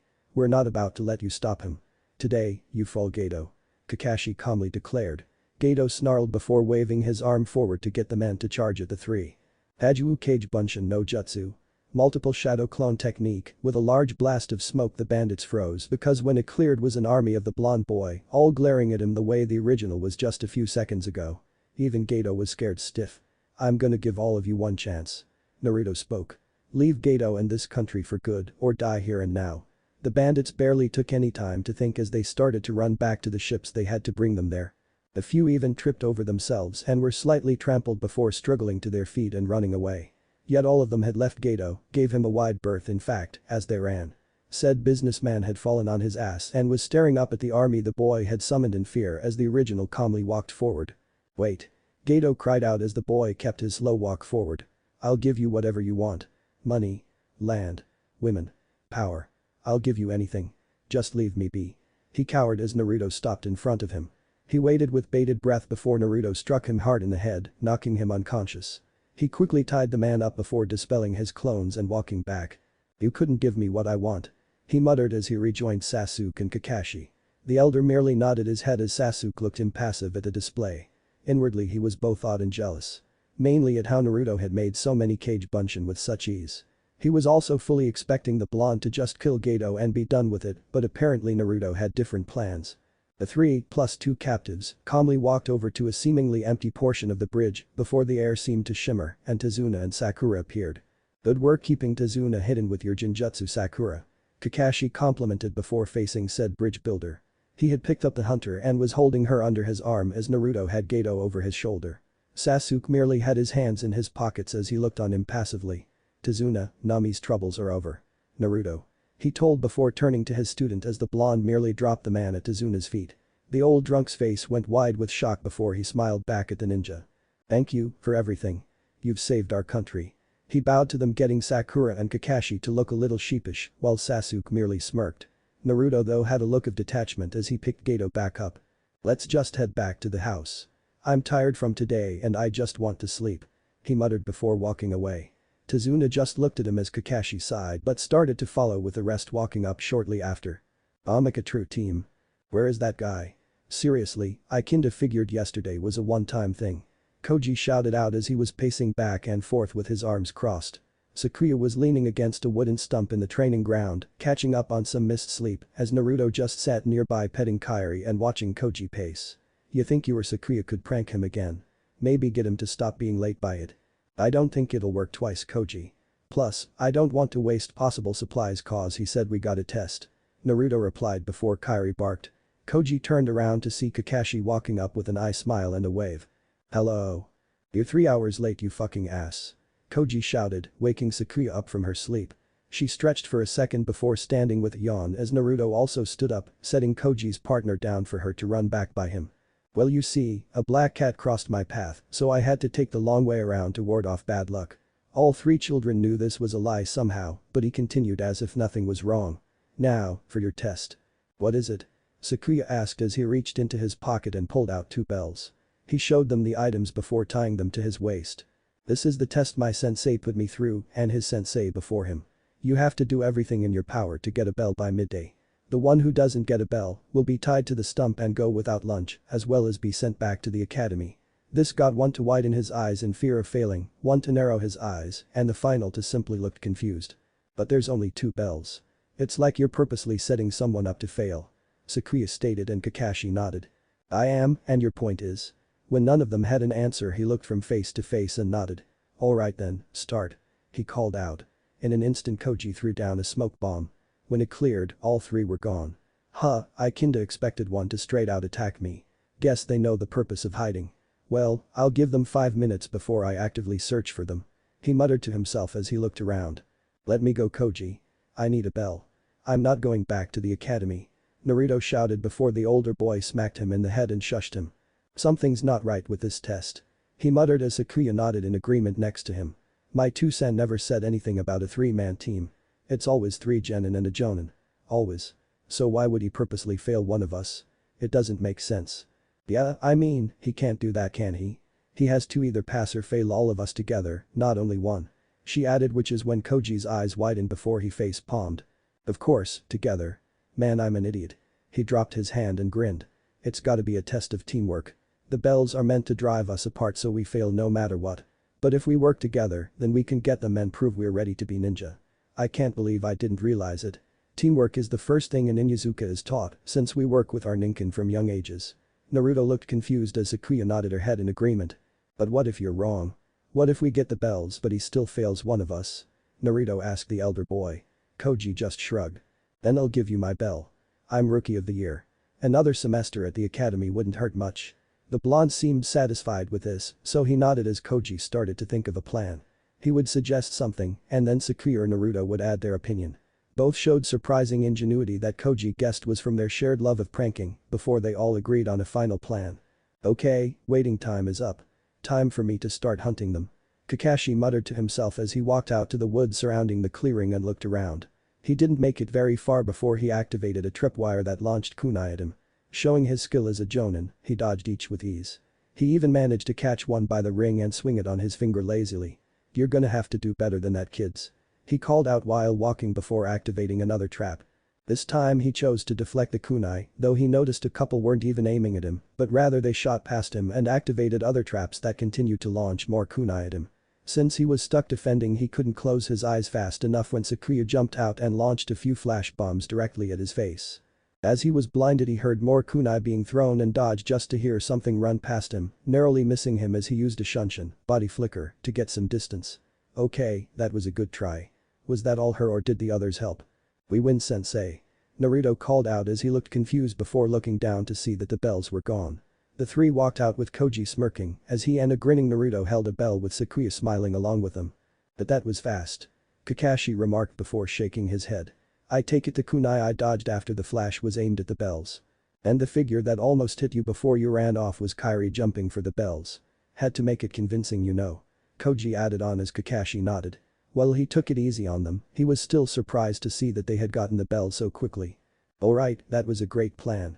But now it seems that Sakuya will be going back to the academy. Kakashi said, hoping to see if they actually knew the true purpose of the test. No, she won't. He was surprised to see Koji toss her his bell.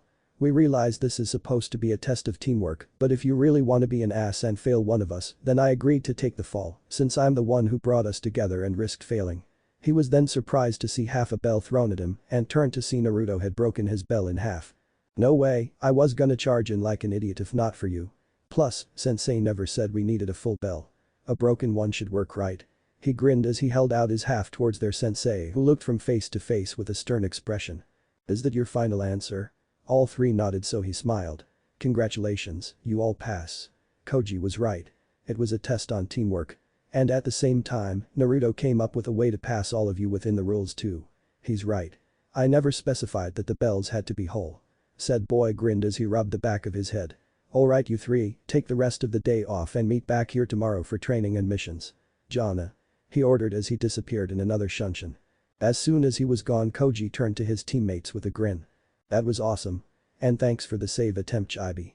I'm not a Chibi. They both laughed at his shouting about Koji's nickname for him before Sakuya walked up and knelt down. Hey, calm down now. We're all a team, so we've gotta get along, right? She asked with a slight smile, getting the boy to grin and nod. Good, so I'll see you tomorrow, Koji Chibi-kun. She added at the end, getting Koji to start laughing as Naruto started ranting and chazzing after her as she laughed. Kakashi watched from the trees with a grin of his own. He was gonna like his team. What if Naruto quits the academy? Sasuke bashing, and thanks for watching my video till the end. If you enjoy this content, then do consider subscribing to my channel and leave a like if you guys need the next part, comment down, and thanks for watching the video and see you guys in the next video.